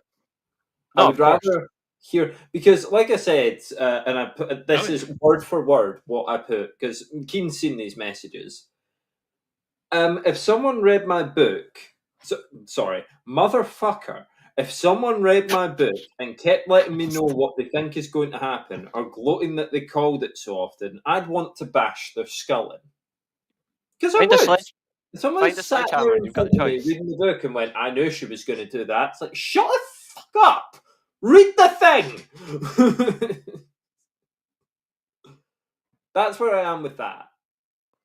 That's fine. That's fine. So what I said was, so the Bowens one was purely simply I did think it was going to be him on the pay per view, the pay per view return, because I felt like it may be the right time to reintroduce him, because I don't think it was going to be a new star. I know stars or new signees were mentioned. I also reiterate them, but my first and primary choice was Bowens. It felt more logical. Mhm. The I Okada understand you Omega. have the reasons for all of these. I Oh, I do. understand that you've done a lot of thinking. You're smart when it comes to thinking about wrestling. Not sure about much else, but you're smart when it comes to wrestling. You theorize on these things. But I do have. is there any need to remind people that it's what you said? Like, Possibly, and because then I'll especially forget. in that sort of way. Because like it came off as condescending. It might be the way I delivered it. So if that's the case and you didn't appreciate anybody, I'll apologise if it didn't come across in It's probably that just manner. me, but I'm just trying to stop you from looking like a cock. More than you already do. I'm not a Spurs fan. You know? But you know what? To be fair, I can at least hold my hands up. If it didn't come across in that way, it wasn't in the intention of it's meant to come across like that. It's simply, I was surprised at something that I actually theorized Yeah, and is coming to fruition, and that it's is nice rare. to sound It's surprised. rare. Yeah, it's nice to sound surprised, but this didn't sound surprised. This sounded Yeah. like you had Tony Khan on speed dial. Is what it sounded like. If I had him on speed dial, trust me, there'd be a few people that would be on the unemployed list. Who's AEW signed recently? Hulk Hogan, Goldberg, or any other non-existent talent? Not those. It's mostly just. So we don't know when he's going to potentially debut, but I'm pretty sure they have got their hands The on last Josh signing was Alexander. Kevin Knight. They've got Kevin Knight. They've got Speedball. They've just signed Mina Shirakawa from Stardom because that's her officially just left. And I think they might have Josh Alexander. I'm not sure. I don't know who else they've got their hands on. They're not. They're not going to go near Goldberg. I think for all the madness he has produced at times, I don't think Tony Khan will ever go near Goldberg. I don't think he No, will. no, he won't And go near. yeah, he won't go near Hulk Hogan because, quite frankly, even regardless of the TBS connection because of WCW or whatever, he's not going to go near Hulk Hogan anyway because it would be nuclear carnage Hogan's banned. from anywhere, pretty much. Yeah, but Well, Hogan's actually banned from AEW. This was a story back in 2021, I think. Maybe I even don't been remember. earlier. I don't know if I remember that. Do I? You may have to remind me. What was the story? I don't remember this. The story was that a list of people that were banned from AEW events came out, and Hulk Hogan was like at the top. Okay, I'll see if I can find that just so I can It remember. was like Because I don't actually alongside remember this. Redacted was there as well. Oh, there you go. Yeah, Oh, yeah. Hulk Top Hogan search. was at There the we go. top of the list. There we go. TGR Wrestling actually put up from May last year. May last year, I've known about it for a long, long time because of the I reports. think this might be just them rehashing it. So yeah, spoke about it in 2020. 2020, that was, I remembered it from way long ago. Like I'm saying, I'm not like I called that Hulk Hogan was banned. Like no. So the comment here. So it's to do. All right, that makes sense. So it's about racial sensitivity. But what he said was, when he said on tape, long before George Floyd, I've told people I can't work with Hulk Hogan. How can I look my black friends, football players, employees in the face or myself in the mirror after the things Hulk, in brackets, said and has never given an adequate apology for? He can't blame what he said on tape on the dangers of social media. So that's why Hulk Hogan won't be signed. To be fair, It's for no one's signing. non-wrestling reasons. Anyone not signing Hogan or including Hogan is a smart thing. Like WWE openly, well, they eventually realized they made a mistake, but WWE made the mistake of bringing him on that Netflix show. Yeah. It was a And he's horrible call. asking what's on The Rock promoting New Japan. I honestly, I think it was purely just because of Tanahashi's last match in America. I don't think there's anything else to it. I'm wondering if it's because he's on the TKO like board. Yeah. It's this continued attempt to strangle. Well, we've analysed it, Billy. Yeah. Don't tell jokes to somebody who's autistic. They'll explain them. Yeah. I mean, my brother would come after you in the worst way when it comes to autism and analytical jokes as well for it. No, to be fair, the Ric Flair one was wild. But the fact that he still didn't go after Hogan, I'll at least praise him for that. He's at least held his word. He shouldn't have brought in Yeah. Ric Flair anyway. But Ric Flair was only because Sting was retiring. That's it. Yeah. No. But yeah, so I wonder, it's like the continued attempt from The Rock to strangle AEW for talent. Because if TKO can keep it sweet with New Japan will stop working with AEW. It cuts another siphon off. Mm. And that's ultimately the attempt. You know, it's divide and conquer. It's like a brand new territories thing. Where Yeah. TKO, if they're not gonna pull like all these companies in, they're going to at least say, don't work with them. Mm. Maybe, I don't know. Well, look, we could get some. Take your cheap viewers and send it to somebody who actually wants them. Fuck off. Remove this bit. Watch this space. No, but yeah, I don't think there was any I don't think there's any real meaning behind it. I might end up being wrong, but I don't think there is. I generally think when you look at The Rock's been to America, he knows Tanahashi. He had links in with WWE back in 2008 when does The Rock WWE were in care about Japan. wrestling enough still to promote it for that reason? I don't know. Because I know you've asked this question before, and to be fair, it's been on my mind ever since. Does Rock actually care enough? And I've been dwelling on it. I honestly don't think he does. I think So Rock only cares that's about weird. the bag. I think the board put him up to it. Like, hey, Yeah. go and like, you know how you've got like all those followers. Go and just like promote New Japan, because New Japan might go, oh, thanks, and then we go, let's talk. It seemed just like it seemed just like a cheap moment. I don't think there's any genuine. I don't think there's anything behind it. If I'm And wrong, I'm wrong. But I don't think there's anything behind it. It was New weird though. Japan, I think, have a motive for revenge against AEW, because we've got to. Yeah, I've seen that. Yeah, he spoke about it on his. I think he put up a video on his Instagram. That's a tricky one. I don't think there should be who's worse or not the guy. And the reason why I'm saying this, what Ric Flair has done is disgusting. But you also got to remember that Hulk Hogan also. I don't know if he disowned his daughter, but he kicked his daughter out, abused her, whatever, because she's married to a black man. Having one over sexual assault is absolutely disgusting. Racial Yeah, abuse is we're disgusting. not. There should be no point scoring here. They're both Yeah, cunts. we're not here to play top trumps in terms of Uh, despicable acts. Yes, it was Absolutely, wrong that Ric Flair was he's signed done and his things. Yeah, shouldn't have done it. But Tony does at least deserve praise for keeping to his his word to word one. and Yeah, not going to. exactly. I feel like that's just a way to just target someone. I don't think there's any reason to. Like, I Yeah, actually will say this. I like the fact that since the whole situation with Hulk Hogan, they've not went back to him since then. That was back in January. I'm actually do gonna say fair play to them. I hope they never go back to Hogan. I hope they you never think do. New Japan are better about AEW to the point that they would want to? Because let's make this completely clear: Yeah. TNA want to kill AEW. They had their partnership.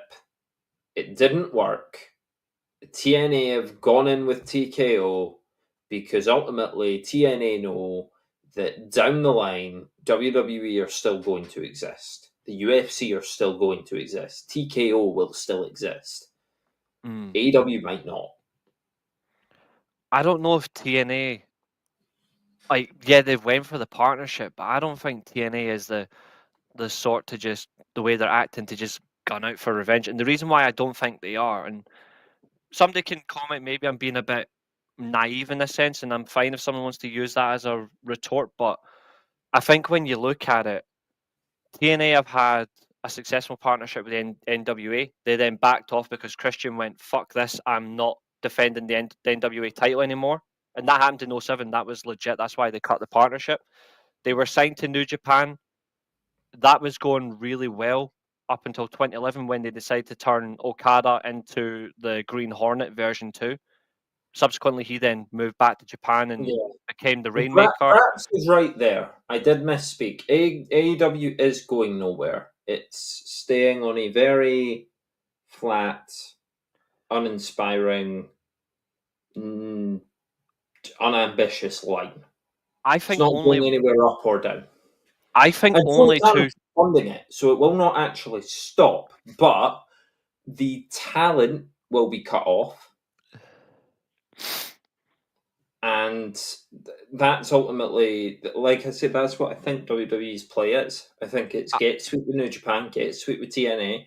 Kevin Knight's just been signed from New Japan, so Kevin Knight was on trial with he was on a trial with WWE and then he chose AEW as far as yeah. what was So, but reported. like I'm saying, there's maybe a bit more Yeah, WWE sort of under the table, shaking hands, going, "Don't, don't help them." I think that's probably the only thing about wrestling, but essentially which I don't like. But I get it, it's business. It shit happens. Maybe I'm just the only person who just doesn't like it. But I don't think TNA is the type of company that's just we're gonna sign me for revenge. I don't think they are. Because TNA have had some bad partnerships themselves by their own choice. Like they ruined the New Japan partnership themselves by how badly they booked Okada. But weirdly enough, D'Angelo De Niro, as WWE fans know him, Elijah Burke, he inspired Okada to become the Rainmaker. It's literally his entire character is built off the Pope. And he's admitted that because he taught him how to do storytelling. Yeah, the guy is So interesting. WCW was at least entertainingly bad. See, no, with this is entertainment, where some this is of it, where there's a yeah. little disagreement. I think there have been aspects of AEW that have been entertainingly bad, like even as recently as a couple months ago. I love MJF versus Hangman as a feud. It's so funny. It's so funny. I love it. And you know, even on this week's Dynamite, Jericho taking a baseball bat to a TV and yelling "I'm disappointed" over and over again. That's funny, but it's crap. Like there It's are things about it that are entertainingly bad. There are I things about actually it that aren't entertainingly bad, and that's the Death Rider stuff. It's not entertainingly bad. It's not haha bad. It's just dull and dreary. the thing is, and I very rarely praise Jericho, but I actually think his segment at least was good. I thought it was the funny. It was the funny type of bad. The reason why I think it was good because Lol. The only reason why I actually think it was good because I wanted to see them getting away from the learning tree, and I like the fact that now we get to see. I wanted Big Bill on his own for quite a while, so I want to see how he now disassociates from this group, but it allows Jericho to just get away because Jericho's been having go-away heat for a very long time.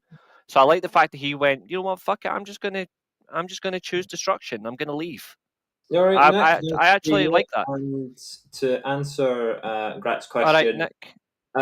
I was seeing bits of sort of, it must have been TNA, maybe it wasn't, in like 2004 or 5. I was seeing something. I thought it was TNA. But the first WWE thing that I saw was Royal Rumble 2006. I'd played the game before, but the first show that I remember watching was Royal Rumble 2006. Not live, obviously. It was in the days where, like, because there was the pay-per-view replay, we were just watching it, and I watched it one morning, and I really liked the guy in the mask, so Rey Mysterio became my favourite. But yeah, 2006. Yeah. Watching it seriously, I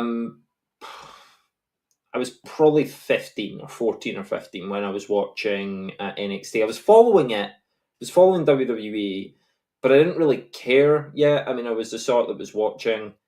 She's seen Randy Orton in 2009. To be fair, so I don't think you Yeah, can actually and I've seen Brock argue. Lesnar, and I've seen Roman Reigns' Bloodline stuff, and I've seen Drew McIntyre working with CM Punk, and I've gone back and I've watched CM Punk's heel stuff when he's doing really well, and I've watched really good Jericho You've heel seen Ric stuff. Flair as a heel. You've seen Ric Flair as a heel watching stuff back. So Yeah, I've seen Triple H be a good heel.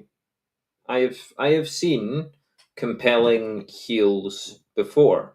What I'd like to know actually, is hold on, what is we forgot one more. Sorry, I forgot to cut you off there. what. Chris Jericho's heel turn in Yeah. 2008 is I'm one of the best. also currently watching John Cena, which is a real heel. So there's another one. Dowdy does tweeners, not dedicated heels in a regular storyline. Chris Well, Jericho, I disagree. Chris Jericho, when he turned heel on Shawn Michaels in 2008, is generally one of the best heel turns Jericho ever and did. the other I thing as well, absolutely love that. does it really matter?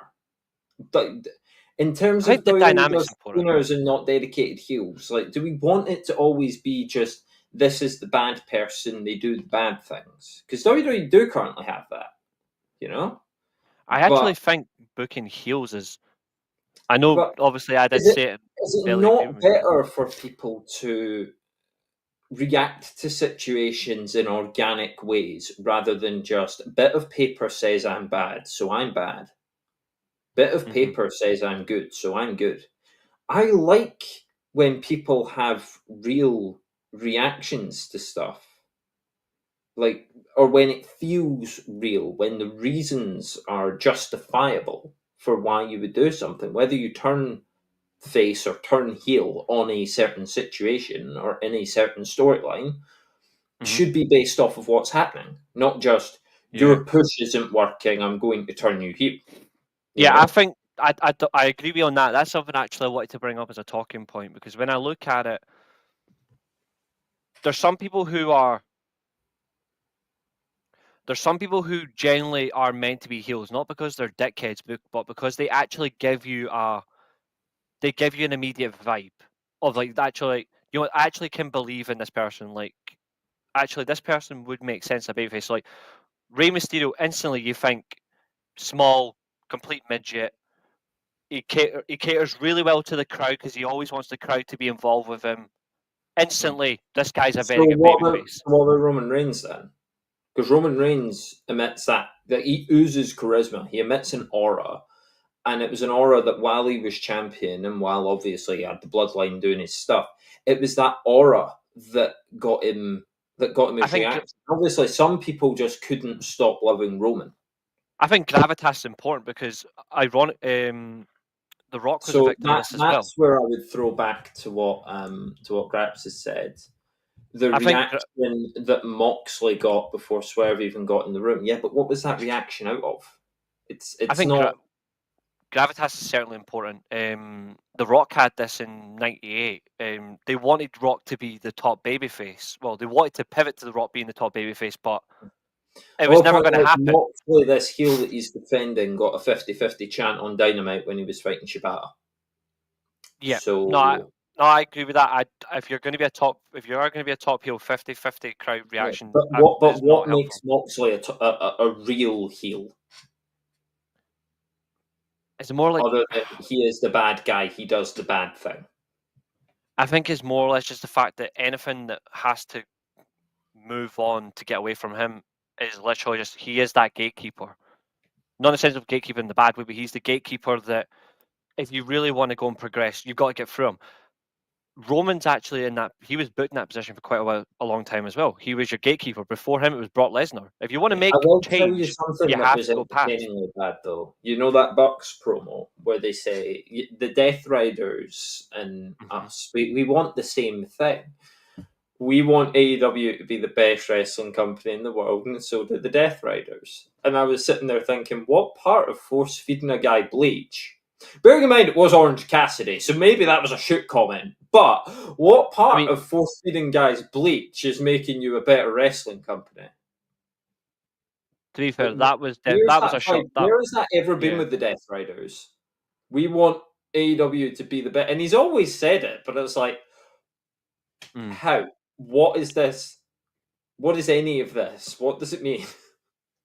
I think 100% the whole bleach situation, that was definitely shock factor, and I've said that before, and it is everything, and to an extent, like the example I used earlier on about someone's drug addiction. It's a shock factor, whether you like it or not. And AEW some elements I go for the don't. shock factor with everything. But they want to be. If you want to genuinely be the best, then 100%. The one thing you've got to really do is, besides just saying it, you have to show it. And there are people that believe AEW is the best. There's people that believe WWE is the best. All to you, and quite frankly, that's how it should be. But yeah, but like I'm saying, what I've currently thrown out and what I'm currently asking, because there's a debate going on here. Of course, what makes Moxley a real heel? It's going back to that thing that I said. If you're going to say something, I need reasons. I need you to show you're working. What is making John Moxley? Because without your reasoning, if you just say something, then I just kind of have to go, well, I disagree, and here's why. And you just go, well, I disagree. It's like, no, give me your here's why, so that we can move this forward. Well, this is why I feel like he is the person where it runs through him. He is that gatekeeper as the heel. Like, you want to aspire to do something, make change. The fundamental pinnacle, well, he isn't really a pinnacle, but the fundamental element is you've got to topple him to really establish an element of change. What does toppling him mean? Because he won it. He won it off Danielson. Yeah. And the whole vibe of the thing from the beginning, we want AEW to be the best company. That's not. It's not what Moxley said, which isn't what Moxley said once. Moxley said, realistically, the title, he is the embodiment of the title. If you want to be the best in the organization, you need to be better than him. And there's plenty of people that are better than him. Yeah, but that's why it doesn't work. But it's also like the sense of just saying that. You'd be like, well, I know that people are. Yeah. Doing my Russo comment. I mean, I can't really comment. Ventrusso's. It's not a good promo. It's not a good promo. It's absolutely that's rubbish. That's not what you said, Billy. Do not misquote him. It's not what I said. He said that Moxley is the AEW equivalent of Gunther, and that both of them are real. The guy with the spiked. I'm not even gonna. Someone just go and watch the show and just listen to it, and you'll see what I meant. I don't think you can access the show anymore. I've tried to. I don't think you've gone back. No idea. But that Bash at the Beach promo from 2000, honestly, it's not good. It's literally just Jeff Jarrett lying down for Hogan as a shoot. Hogan wins the title. He's meant to wrestle Booker T in the main event. But I haven't heard the actual promo. The Vince Russo promo literally just says, because Hogan just says, "Are you fucking kidding me?" Basically. So when you see it, he basically just says, "You'll never see this piece of shit again in WCW, and WCW will be better when Hogan's gone," which was a lie because WCW had its highest ratings with Hulk Hogan, even though Hogan is a piece of shit. So have we sang that song more recently then? Because when it comes to AEW, this company will be better without CM Punk. When were their ratings highest? Who did they have?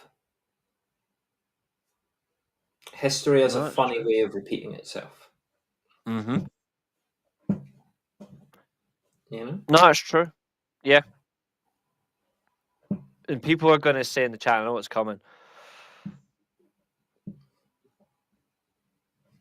The Punk situation, people are going to say, "Oh, Punk was just a plant to cause a situation or whatever," and there's people that genuinely believe that. End of the day, it's one immature individual, another immature person, and it didn't correlate well. The whole thing about Cody fucked himself over. I don't care what anyone says. He fucked himself over in Cody AEW. was not nearly as big a deal to AEW following Any point. 2020. No, I think at the start he was, because obviously he had the stuff with MJF, He had which the seems to chance to. be leading to like world title stuff. And I would say probably up to the point that he went over Lance Archer. And when he went when over you look, Lance Archer and won the TNT title and became the first champion, there were people that were starting to go, "Ooh, I'm not sure you should have done that." And he ultimately did the right thing. He put over the late Brody Lee. which was a beautiful moment. What And pissed me off about Cody? and Cody then went and did some stories, and he tried to help some guys out. He had a pretty okay feud with Guevara, but Yeah. there were things in that tenure, like the Anthony Ogogo stuff, that was just a bit like the fans didn't want to see Cody in AEW. Cody was not a draw to AEW. Not No, after the initial. He was getting a bit of go away heat. and it was because there was people that generally wanted him to be that prick heel that he obsessively loves to be, that Homelander type heel. But the worst thing about it as well is, and this is what put me off Cody in AEW. 2019, the biggest draw there obviously was the first signee in Chris Jericho. Like the first big star, Chris Jericho was their biggest draw. You had the perfect moment of Chris Jericho wins the world title against Hangman, which is obviously going to build itself. Eventually, he's going to get his own story, and we know that Hangman eventually was going to win the world title, which was actually a good story. But when you look at Jericho didn't need to hold the title that long. And I'm not saying, John Moxley at the time shouldn't have won it, but he actually had No, but at least when Jericho was champion, and you had you Le had the Champion and all initial, that. but you had the initial bones of AEW, and you were like, okay, Yeah, this but, is going and you somewhere. and you're I get it. thinking, who realistically are you going to have? Omega was stuck in a. Omega was not. He wasn't stuck. But Omega was in a two-part feud with Pac, then Moxley, because obviously Moxley was constantly giving him a paradigm shift after his matches. Yeah, You've got MJF is not even a credible challenger for Chris Jericho in any shape or form, so you can't build him up. Wardlow was part of he was sitting behind MJF at the time, so you're not even going to give it to Wardlow. But Cody was right there after having an incredible feud with his brother. I love Cody versus Dustin. That entire match I still rewatch on AEW. I start to finish love it. But then he started booking himself, and it was himself that booked himself not to win the world title against Jericho. And I'm like, you've just built this up, and then you go, if I lose this, I'll never challenge for a world title again. I was like, you fucking Billy's muppet. asked an amazing question. Where is Wardlow? He is apparently due back soon. He's been at recent backstages. He's not fully fit, but he has been at backstage shows. Danielson was also backstage And recently as well. Graps, who you on about? He's well behaved. You on about Cody? I mean, most contracts should. No, I think that's based. I think that's based on CM Punk. Okay, I don't like know whether most contracts should be based on do it or be fired. That's why you Yeah. sign contracts. Yeah, it's that's about Punk, not Yeah. Cody. But So yeah, it's but Punk. So Punk's contract now says do it or be fired, but any good contract should say do it or be fired. Like to a exactly, point, it should be exactly. you need to carry out the services that we are paying you for, otherwise we are not going to. There are no contracts involved in my work, but I give tutoring lessons, and if I wasn't giving the tutoring lessons, they would Ooh, if I wasn't good at tutoring people, they wouldn't go to me. It wouldn't be like, oh, well, you're not doing your job, but we're still going to keep going. Like, no. So it's the same. It should be the same for Punk. It should be the same for anyone in wrestling. Any meltdowns he's fired. Anyone, if they have that level of that's meltdown, like should that's be like me. That's like me saying. That's like me saying I'm going to hit I'm going to hit like the highest position person in my company with my baseball bat, but because I've been in the company 6 years, I'm not going to get sacked. No, You're if I Tony sold, Khan to Andrade a few years ago. If you if punch I Sammy Guevara, I'm not going to fire you. exactly like there's Guess consequences what for your I'm going to go do actions. then, amigo? Exactly, like your consequences are your actions. Like you shouldn't be. If you're in a position and or if you're in a job that you actually want to be somewhere, don't jeopardize yourself. Now, in terms of this comment, the reason why I like the Vince Russo promo, it was off the cuff. No, it was literally just because Hogan refused Jeff Jarrett to lay down in front of him. It's stupid. It's not even a good promo. As for the Punk overrated, the pipe bomb, I haven't listened to the pipe bomb in like 10 years. If it's overrated to you, then fine, but I haven't listened to it in 10 if years. if I think about like recent great promos, Punk's had a handful, but I mean, there's been a lot on WWE television. There've been a few on AEW television as well. Like really good promo performances. I think the pipe bomb gets heralded so much because it was Aye. because of what it was and who it was. It was a Like reflection of people wanting what's change. actually said in the pipe bomb itself. It's not like some words we've never heard before. He wasn't speaking in a language we hadn't heard before. He was Mhm. speaking stronger than we'd heard, which was one of the shock things. He was saying what a lot of fans were thinking, which was another reason that the pipe bomb worked. But Mhm. also, it's because of what Punk then did after.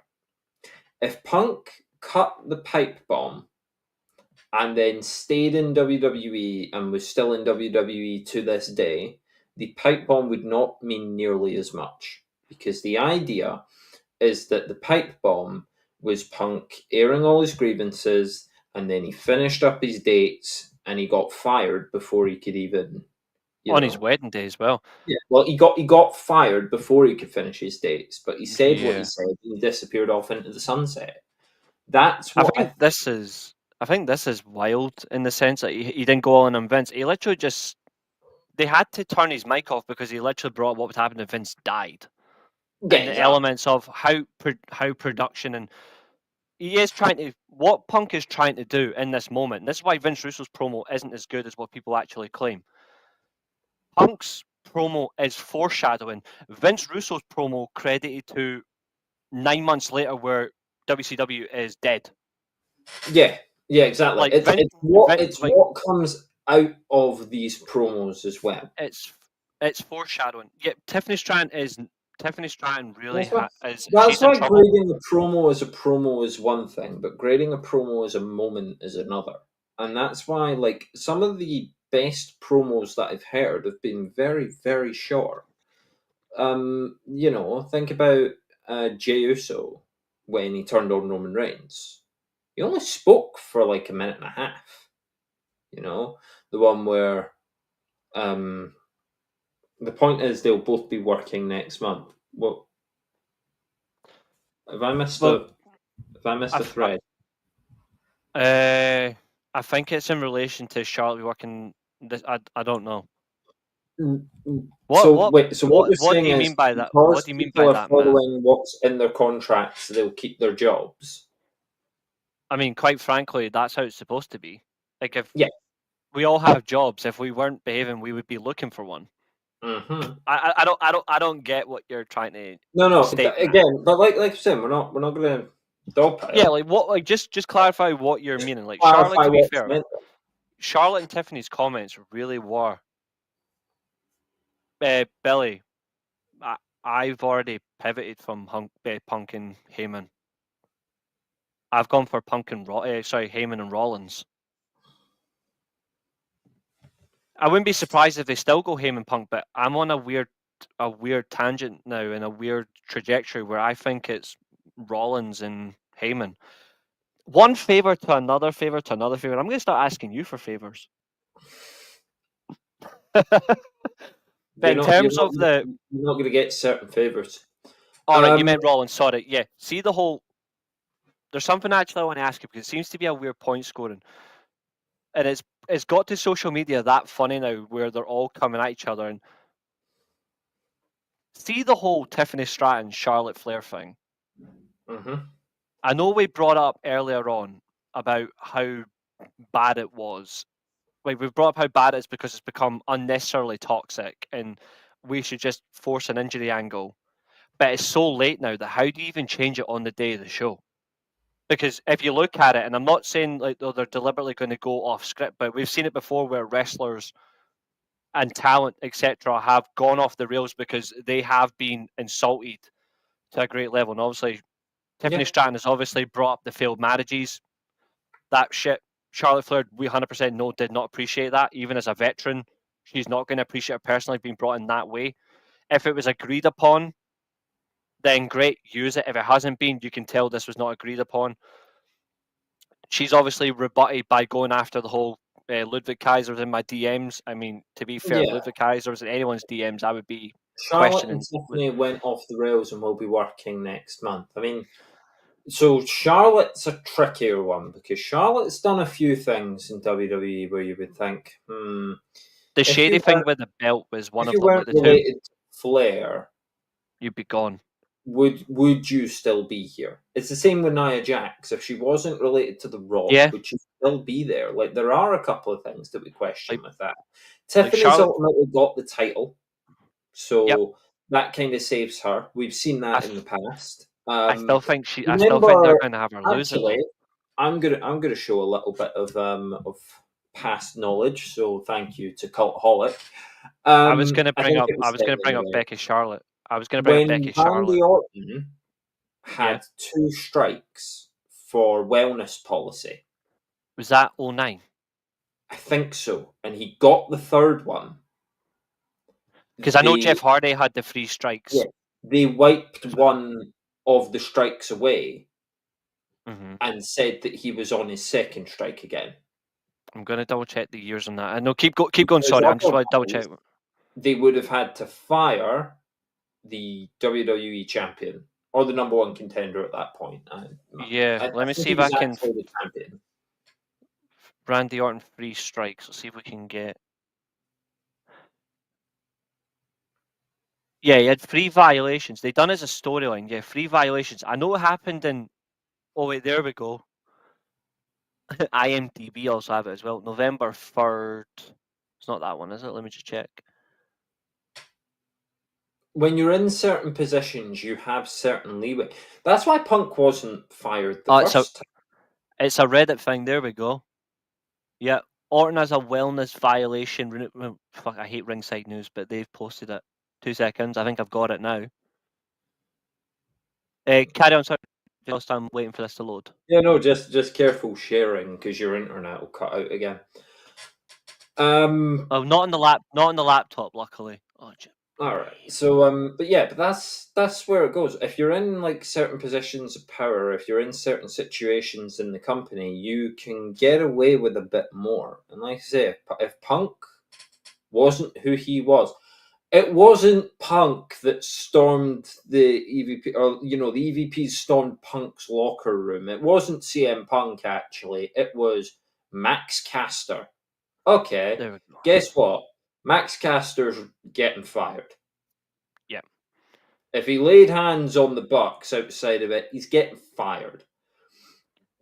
Jack Perry probably gets fired if he wasn't close to the EVPs. I think this is it. Yeah, there we go. If the EVPs, if the Young Bucks didn't like these people, they would get fired. Punk was doing too much for the company when it came to Brawl Out. And What had he just done? What was the other reason they couldn't really fire Punk the first time? He was injured. What did he have? Oh, the World Championship. He'd won the World Championship on that show. Yeah. And he was injured. Mm-hmm. Who am I commenting? Is it there? Which comment? We've covered it. I think. Yeah, It's Punk's we pipe, are- but from Yeah. didn't go all in on Vid. Yeah, no, we've covered that. Yeah, I responded to that. Yeah, so Randy Orton he got suspended for 60 days from professional conduct in 2006. He had wellness issues in 2009. He was going to get the third strike on it, but they wiped it clean. They decided to change it and become a storyline, which was weird. But he had 5 separate drugs prescribed to him on his as listed. He had 5 separate drugs prescribed to him, but they were all not cleared by WWE, which led to his violation. But then they reversed it by saying, well, he's got a mental condition, so let's make it a storyline where he just kicks every McMahon's head and in. I think anything where you say, "Oh, they've got to behave or they'll be fired," yes. Yeah, like it's like I said, also, literally see you 5 minutes later, ago. guys. Thanks for chilling with us today. Yeah, stay there. Yeah, for me, I stand by it because it's a very important line. If you've never seen The Matrix, here's a good Matrix quote for you. There's cause and effect, consequences of your actions, cause, effect. I punch you, I'm probably going to get lifted. I thought you were going to quote Shrek there. No, I've got my two friends, persuasion and reason. I mean, that works. But no, like in the film, there's a character called the Merovingian, and he like his whole construct, because it's not real, but his construct is cause and effect. Your consequences will have an equal reaction. So if I punch you, either I'm going to get a punch back, or you're going to report me to the police, and I'm going to get charged. So there's a reaction. Billy's brought up most stupid thing AEW did was the footage of Punk Perry. Can I bring up something that I found rather stupid? Because once again, this is back to Dynasty. Okay. Sure. You said Swerve's stomp off the ladder was excellent. Yeah, I really liked it. It was a good spot. Okay. And he is actually trapped in the ladder as well, which makes it more interesting.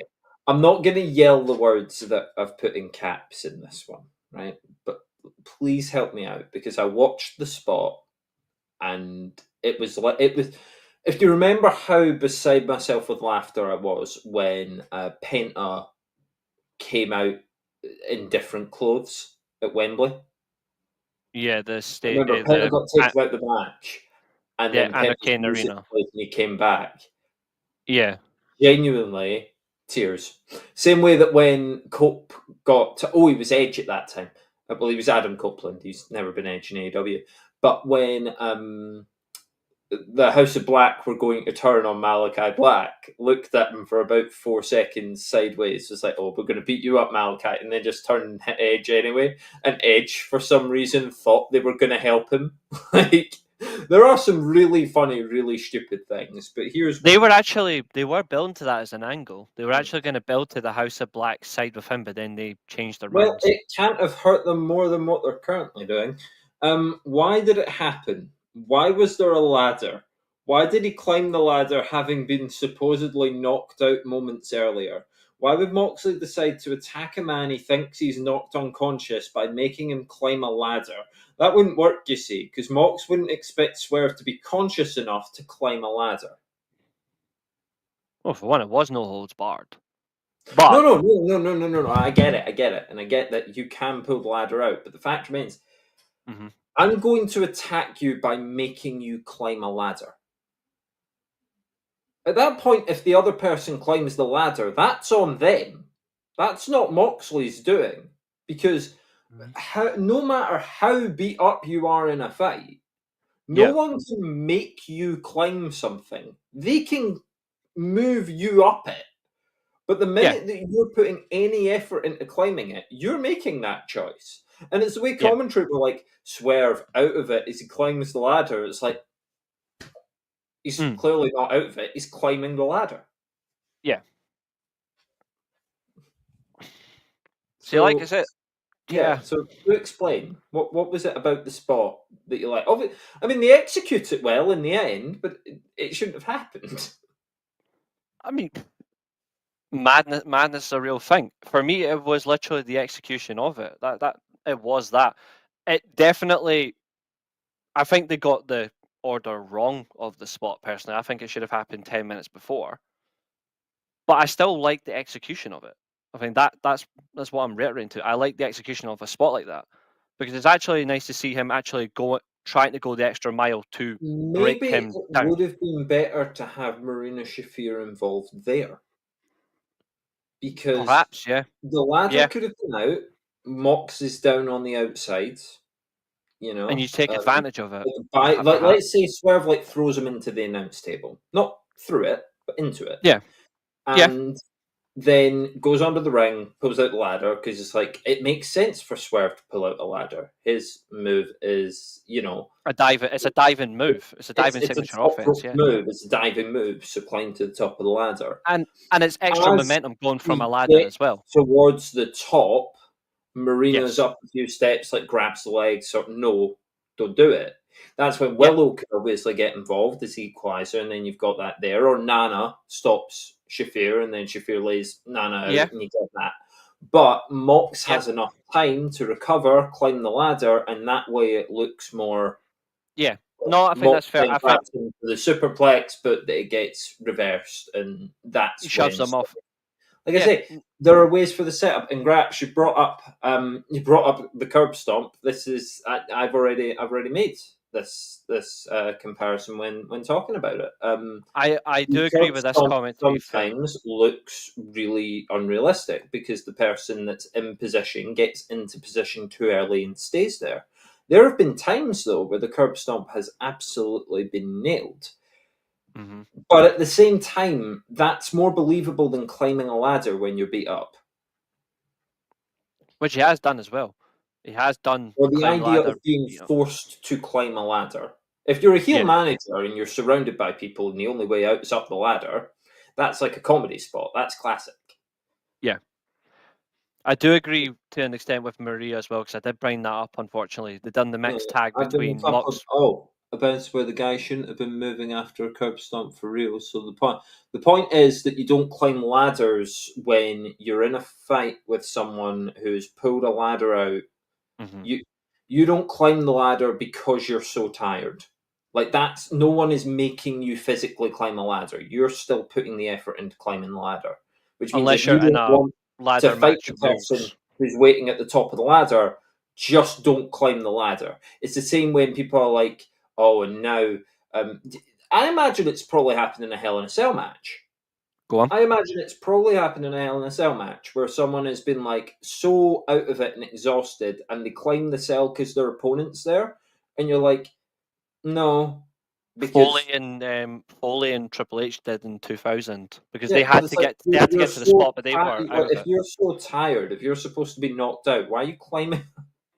It's why we've watched it. You know the Randy Orton, Jeff Hardy Extreme Hell in a Cell. Yeah, they were meant to go on the top, but both of them were physically exhausted. That's why they pivoted to the ladder through the table spot. Yeah. They were meant to go up, and they were going to do a twist of fate, not fall through. Although to be fair, unfortunately, that does happen with the Hell in a Cell. If it's not constructed properly, and it has happened before, they were meant to go up, and it was supposed to end with a twist of fate, and then Jeff Hardy was actually going to have some form of pre-stage ladder up there because he done it in. They were going to recreate the lockdown moment from 2010 where Jeff Hardy does a splash from a ladder on James Storm and he goes through a table. They were going to recreate that moment with Randy Orton. Jeff Hardy's going to do a splash from a ladder through a table on the top of it would have been a very more reinforced cage. But they stopped because both of them were not in good condition to go. So they just went, we're just going to do 25 minutes of beating the shit out in the cage. I'll tell you another one. Which is actually smart and safe. I actually praise that. Matt Hardy and Sammy Guevara. Yeah. You talk about a company not learning lessons. Which one was that again? Matt Hardy, Sammy Guevara. When I'm Matt trying to Hardy remember. got concussed in the car park. Oh, that was horrible. Yeah, it was awful, and we didn't want to see it, but we certainly didn't want to see Matt Hardy then climb a tower after it. That was when he was trying to recreate Broken Matt, wasn't he? Mm. Yeah, because he just debuted and then he was involved with the Inner Circle, which, to be fair, well, he got involved with them, but that didn't work. I actually didn't like that match. I remember it now. That was a COVID stadium stampede, wasn't it, or Anarchy in the Arena? No. They had a singles match, last man Or was that standing. was that single? Sorry, I was thinking of, because I know he got involved in Anarchy in the Arena. Was it All Matt Out? Hardy. I think it might have been, yeah. The I first will All Out? say though, yeah, I Or the actually second? didn't. Yeah, no, you're right. No, second one. You're right. I actually didn't. I remember now. So I didn't like it. Mm. Broken Matt was only good in TNA because they were like, you know what, fuck it, we need something to do, and it's not in the sense of it's a bad It's that thing excuse, I've but said about TNA before, though. It's the thing that is most outrageous that gets over. it was the best thing that they Funnily did at enough, the it's time. the man that you hate that said it, but Eric Bischoff said controversy creates cash. No, it's true. To be fair, I actually still rate how they done it anyway because they built it off a swanton from, because obviously Jeff Hardy just loves to do a swanton from a production stage. He does a swanton on Hardy. It leads to an injury angle, and Matt Hardy just goes absolutely psycho and deluded. I think it could have worked in. I actually, weirdly enough, I think it could have worked in AEW. I think it could have worked in WWE. The problem is it's hard to replicate something on a cinematic level if nobody understands. That's why I don't believe in the Wyatt Six gimmick, because it doesn't work without, tragically, and I don't mean this in a disrespectful manner, No, I get it. but I get it. Bray Wyatt is dead. It doesn't work without that man, But, his but that's the vision, thing, and this is difference, and this is what I'm pointing out with you. and I It believe doesn't vision's work. important. It doesn't work because Bray Wyatt's dead. You're not just telling me the Wyatt Six don't work. The Wyatt Six suck, and just moving Yeah, on. Like and I've you always have been these, consistent with that. I've always been consistent with that. I believe you need someone's and that's why, particular like I vision. say, I go through AEW like surgically because I want to You make do. it clear everything that I don't like and everything that I don't believe. And Graps, while you're here, because I would hate for it to be behind your back, it was your tweet that inspired part of this discussion, a very early part of this discussion. But you tweeted True. something like, I don't remember it word for word, apologies, but it was something like, don't just jump into the story now. I believe you were talking about the Death Riders. Um, I'll be back any in 2 sort of seconds. like any sort of like clarification, any sort of expanding on that point would be much appreciated, just so I can understand what you mean by that. Because yeah, just in terms of like what do you mean in terms of people can't or like don't judge it now sort of thing? Just so I got a better idea. But yeah, so repeat that. So what I'm saying is your tweet was, I'm sure I saw this. Oh, I am actually on X again, so I can just find what it was. Here we go. We have.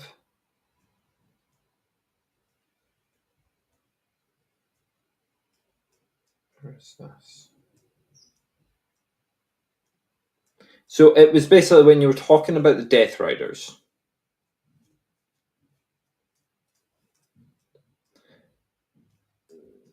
And you said, tell you what, it was the WhatsApp that I saw it in, so I'm gonna look at that.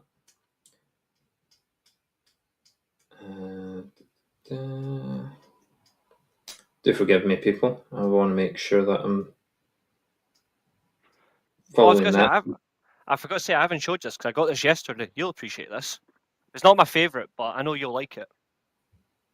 Yeah, no, I recognised that it was one of the. That's really cool, actually. To be fair, I wanted a Dragonite one, a Sceptile, Alakazam, or a Gengar. But to be fair, I rock with Steelix and Onyx. I'll gladly take an Onyx hoodie. I didn't even show you the quill pen I got, which I know as a English lecturer, I know you'd absolutely rate. My gran got me. Look, I'll show you. Oh, nice. With parchment ink and everything. It's mental. That is cool. Don't know where she got it from, but I was like, how the fuck did you manage that? Right. What were Yeah. you talking So about? Sorry. basically, you and a lot of the comment section don't. I don't know who you were talking to, Graps. You and a lot of the comment section don't watch the episodic programming. That said, don't opine on things you just read the last chapter of. This isn't Cliff's Notes, and you don't get participation trophies. Oh, you were maybe replying to just Alex? That would appear to be the case. I haven't read Just Alex's tweets in quite a while. No, It might I'm be not. just. It I might would just say be a it's cut off. responsive It's comment. cut off, so I can't read who the reply was to. But so basically, Yeah. you and a lot of the comment section don't watch episodic programming. That said, don't opine on things you just read the last chapter of, or just read the last chapter of. This isn't Cliff's Notes, and you don't get participation trophies. And then something about a condom commercial, because that's how we end debates in classy ways. But That's Twitter for you nowadays. It's always just, do you want one of but these? when No, you're thank talking about things like episodic programming and telling a story, tell me, what is the episodic storytelling? Ooh, you've gone to a nice new setup. I've moved over just to the just over at the sofa bit just for a little bit, just so I can Yeah, stretch my back a little bit yeah, because I need to. looks comfier It's over there. comfy. But yeah, Oh, like I say, it's it's just so because I comfy. didn't want to do it behind your back. I didn't want you to be watching this and hear me mention No, a tweet of yours and you not be here. And then when you are here, I'll run from it. Because quite frankly, no, I'm not here to have that sort of debate with you. I'm not here to have that sort of debate with anyone. Moss is a traditional heel. Mega heels create mega baby faces. That's why the crowd chanted Swerve's house before Swerve came on scene. Or do they just not like?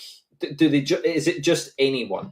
Because that's what the vibe comes across to me as. It's just look, not Moxley, anyone. I, They can announce that Brody King is challenging for the world title next week, and they would be, Brody King would not be a mega babyface. It would just be not Moxley.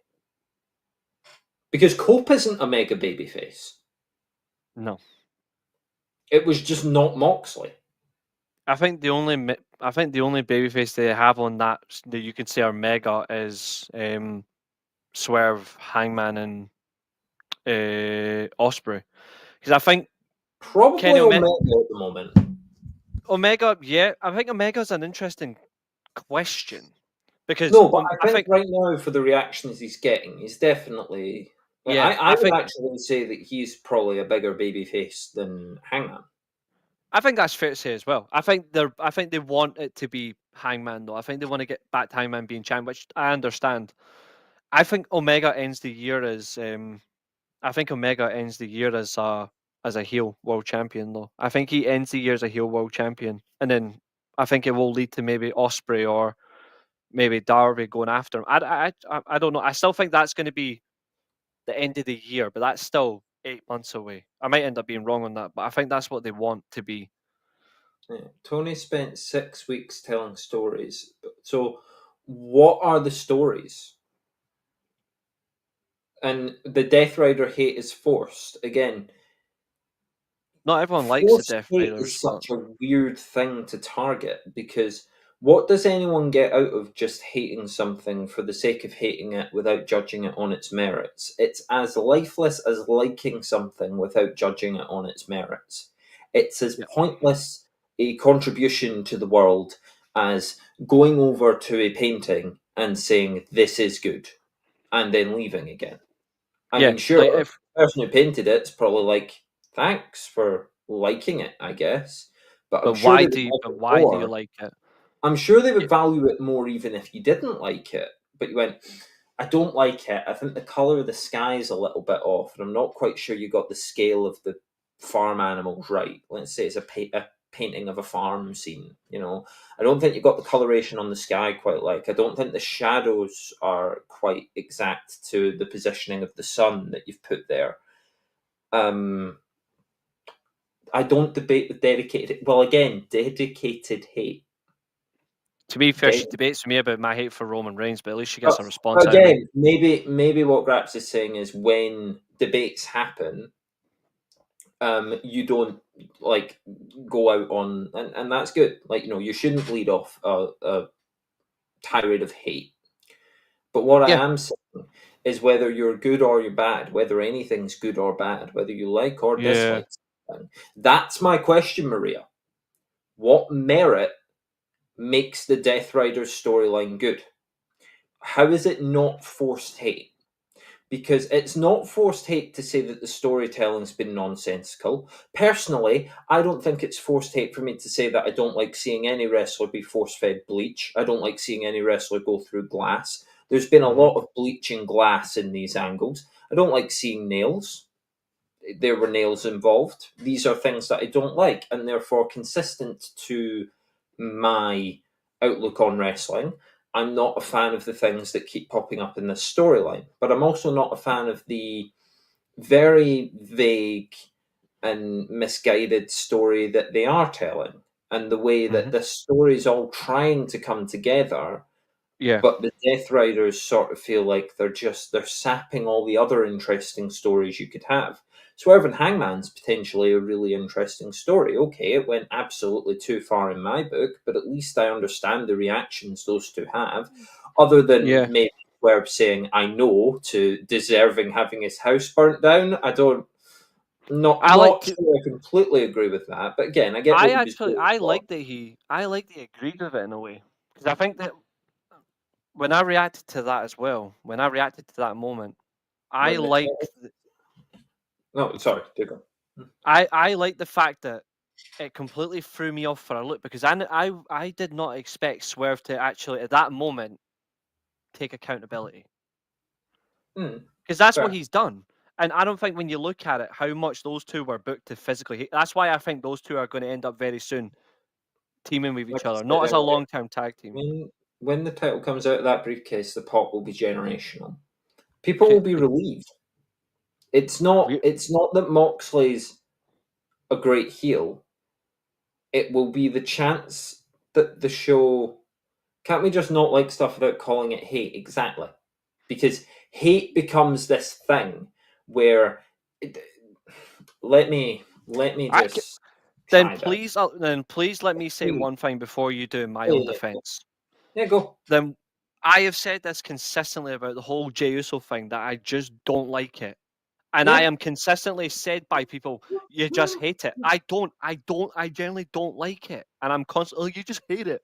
Yeah, but I don't like it. Fernando's right because hate has become this term where It's we it- just don't like something and we don't need to explain it's why. why I We come don't it's need why to I come get back on why.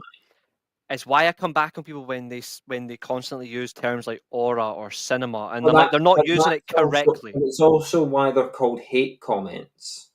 But Yeah, not absolutely. everything is a hate comment. I don't like a pin that didn't really happen on NXT last week. I don't spend an entire platform shouting. Well, no, because that would be one pin. But if you watched Yeah. NXT and you hated all 2 hours of it every week, but you had Then your that is reasons, you then it could makes offer sense. those reasons. And even if you went back and watched I'd done it. NXT Black and Gold and you came to me and said, I don't like NXT, I hate NXT Black and Gold because Yeah, of this. I think Champa was overpushed. I think Adam Cole was the wrong choice. I think they buried people like, Swear, like Isaiah Swerve Scott didn't get a chance they because of the other wasted people on the card. Damian Priest was wasted. What the happened w- with you know Velveteen what's Dream, derailed everything. Alistair Black was rushed. You could say, and I all have those one. things, by the way, are not my opinions on NXT Black and Gold. But what I'm saying is, if you said them, there is at least that's now not hate, that is critique because I you have actually have one weird justified what critique you about. said. I have one critique about NXT Black and Gold that nobody really brings up, Go on then. and it might be just me, but Mhm. it's because I actually find it wild that nobody ever brings up why they didn't like NXT.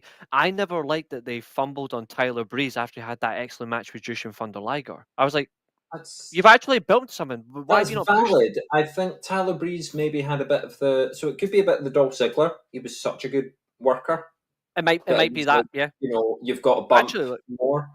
But also the gimmick was kind of comedy. I think maybe more the way that they leaned into the gimmick was quite comedy, because you fast forward, Austin Theory used that gimmick, and Logan Paul was sort of using that gimmick as well. Certainly Yeah. the selfie stuff. Yeah, Logan 100%. Paul uses it, and you wouldn't call Logan Paul a jobber. So No. I think for Tyler Breeze, it would be the case that, maybe he was just bumping No, too well. obviously it's not my be all end all why I don't like NXT No, Black and Gold. but I actually quite like it, but it's a valid if criticism. you do a show that's 2 or 3 hours every week and you just talk about, I hate this, I hate this, I hate this, I hate this, you're not offering. The amount of time that you talk about something does not equal the contribution. The same way that the amount of time you spend telling a story does not equal the effect that that story has. I think force tape right now that's becoming a bit of a problem is the Jordan Grace suicide dive. EC3 was more of a waste of potential. That I do actually agree with. I think EC3 could have been something. EC3 had the chance, but then he went on that bloody Alexa Bliss talk segment, and then they just completely destroyed him. Nia Jax, Alexa Bliss, and then Dean Ambrose all just ruined him. Mm-hmm. Shame, really, because he had a good character. Like the character he brought into NXT from TNA was the whole 1% gimmick. He had the theme song. He had the image. Was he North American champion? I believe so. Yeah, short term though, didn't hold it long. Yeah, but I mean, there were opportunities, and he was in the ladder. He was in the ladder match. He was in the ladder match for sure. Which is one of my favorite NXT Black and Gold matches. That ladder match is incredible. Yeah, EC3. Did I just call him Ethan Page, or did I just say no? EC3? No, you. In my head, I was like, did I just call him Ethan Page? It's a different guy. No, he wasn't. Didn't beat Dream. Oh, okay, right. So he just feuded with him. But yeah, Dream, but that's Dream isn't even a wasted potential. He's a wasted life figure now.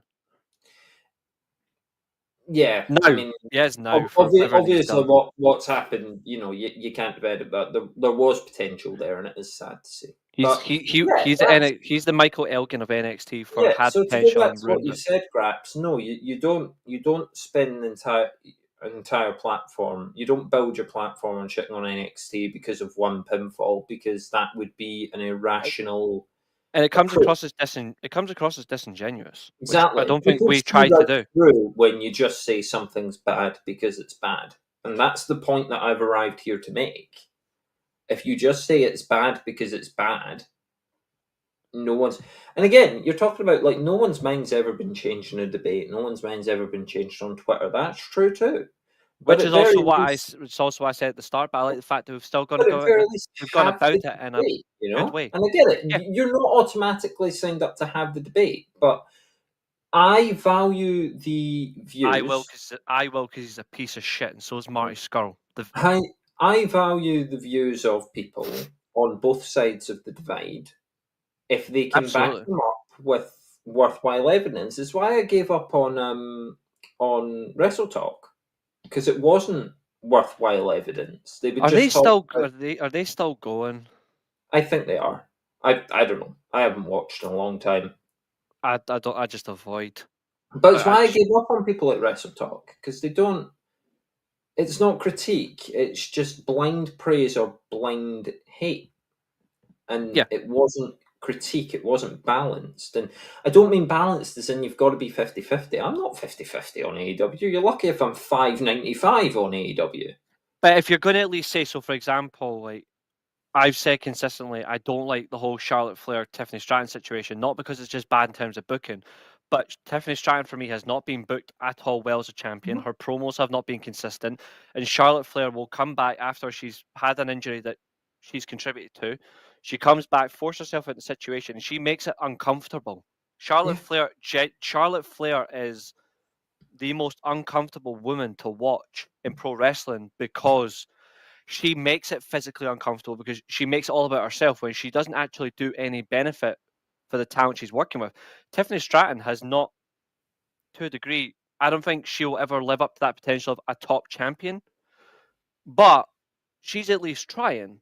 The issue is now she physically cannot reach that because she is being ripped apart in the worst way by somebody who's 10 years older, who's still trying to be, and Billy, you're not going to like this, but you're a Charlotte fan, so you need to hear this.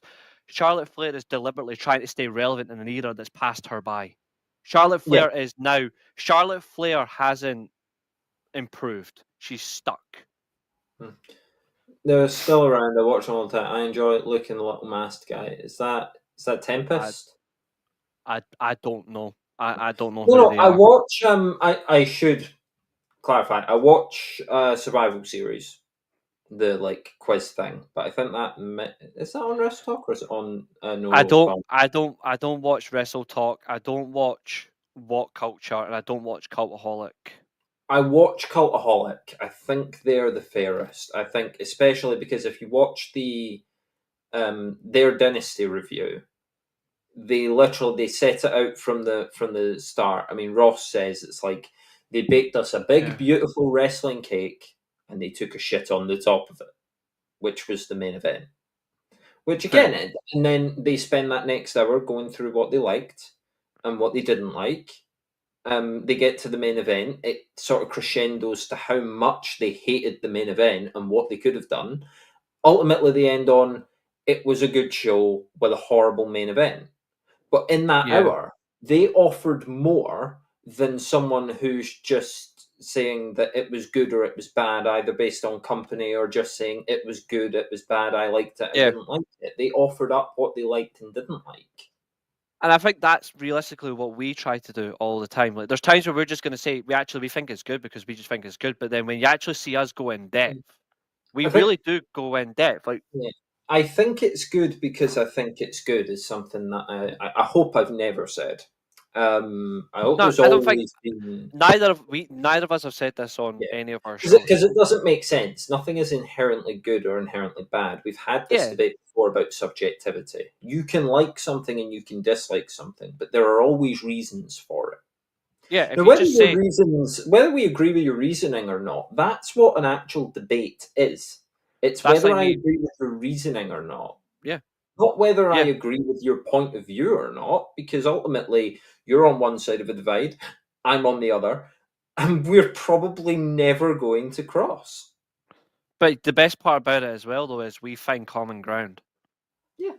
A lot. And that's actually what makes this work. That's what makes our dynamic work.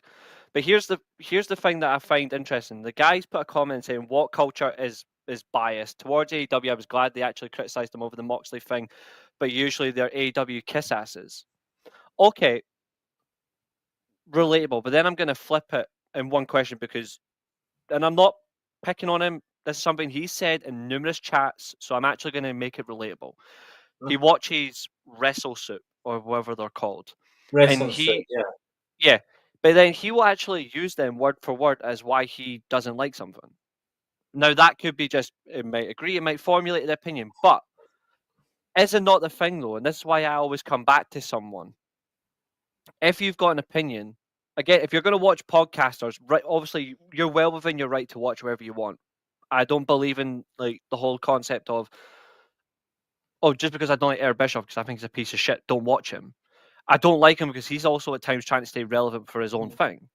I think, but that's his views. So like, if you are going to watch, people are adjacent, but people are adjacent to what they like. But I think if you're going to have something, if you come in the show, and he has said this once, he didn't watch the show, but he watched Wrestle Soup, and they said this, and he actually agreed with it.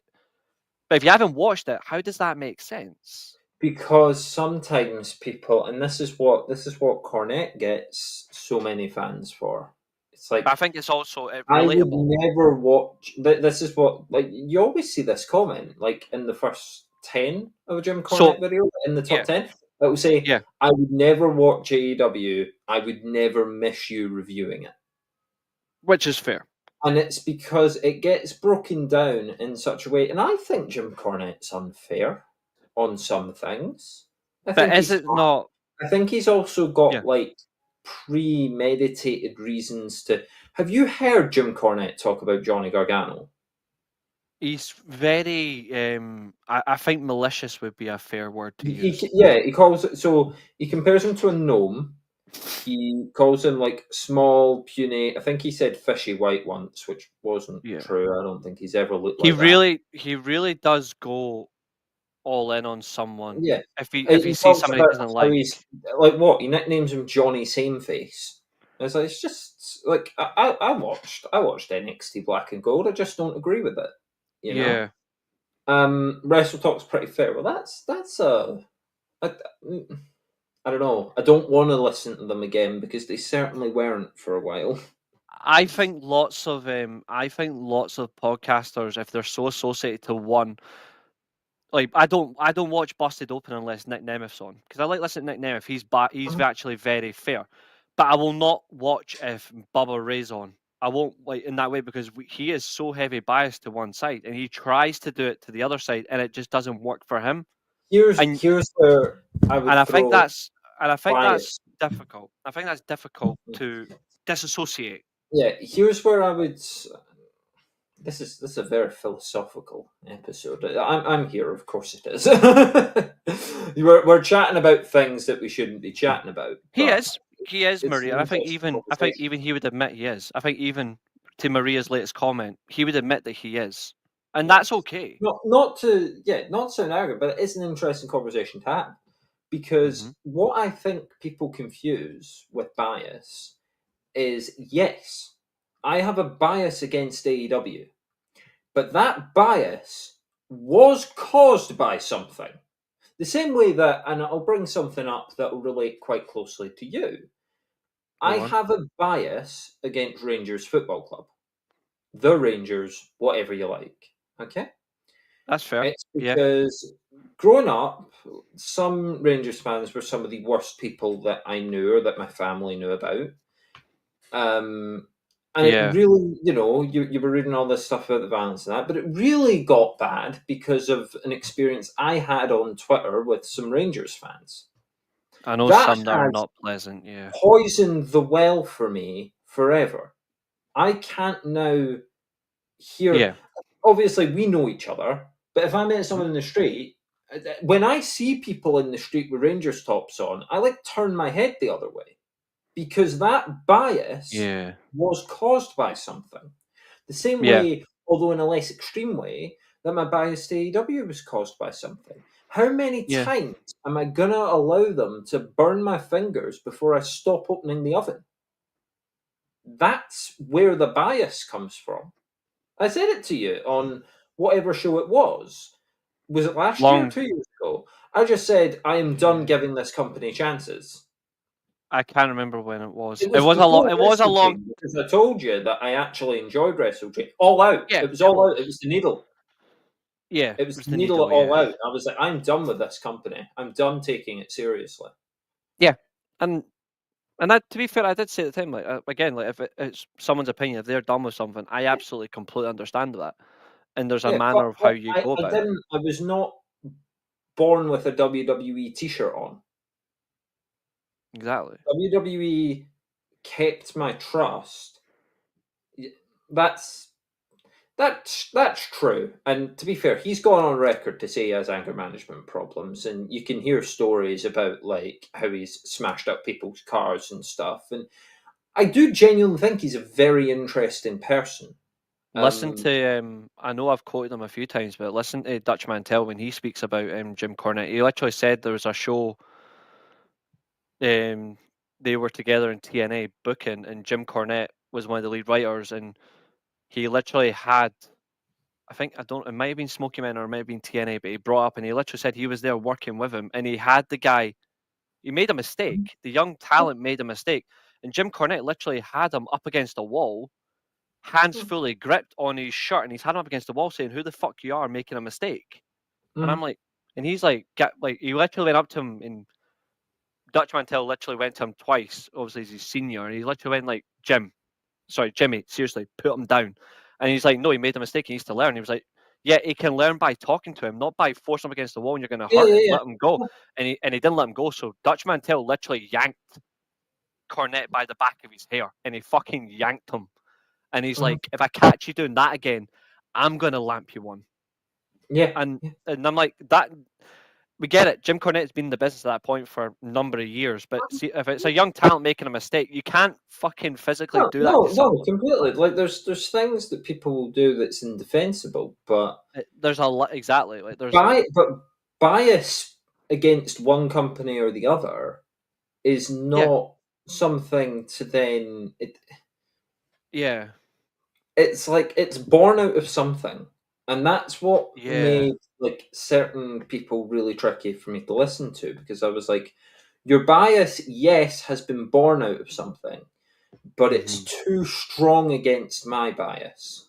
Like you're as far away Yeah. on one side as I am on the other, and I Uh-huh. think it's too much of a bridge to cross. I think Wrestle Talk will like too much of AEW Mm. for me to cross that bridge and go back to them. And to be honest, I think Yeah. if they were listening to this show, they'd feel the same about me with WWE or I with know. my views on AEW. They'd be like, well, you're already kind of, Yeah. people would say like paid up or spoken for. I prefer spoken for. I'm That's why I've already got a. on this side, and it's I going to know I take can a go. lot. Yeah, I know. For example, I can go in depth. Like I can go so far in depth on something that I like or I'm passionate for, and there's some things I'm passionately disagree with. But it's why I struggle to listen to. And I don't think he's a bad content creator. So if anyone's, I've actually spoken to this guy before through social media. I don't dislike the guy.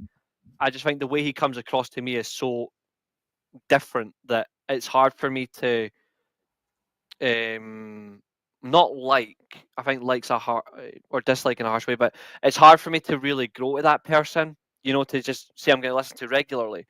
But I have a weird way of not really being able to listen to Conrad Thompson because people think he just goes so in depth on things that makes no sense when we're listening to somebody else who is making more sense. Like so, I like listening now and again to the Jeff Jarrett's podcast because I like when he's talking about old TNA stories behind the scenes and how they Yeah, and I like how they run. And then he does obviously relate back to WWE current product, how he relates back to AEW, and he's just talking.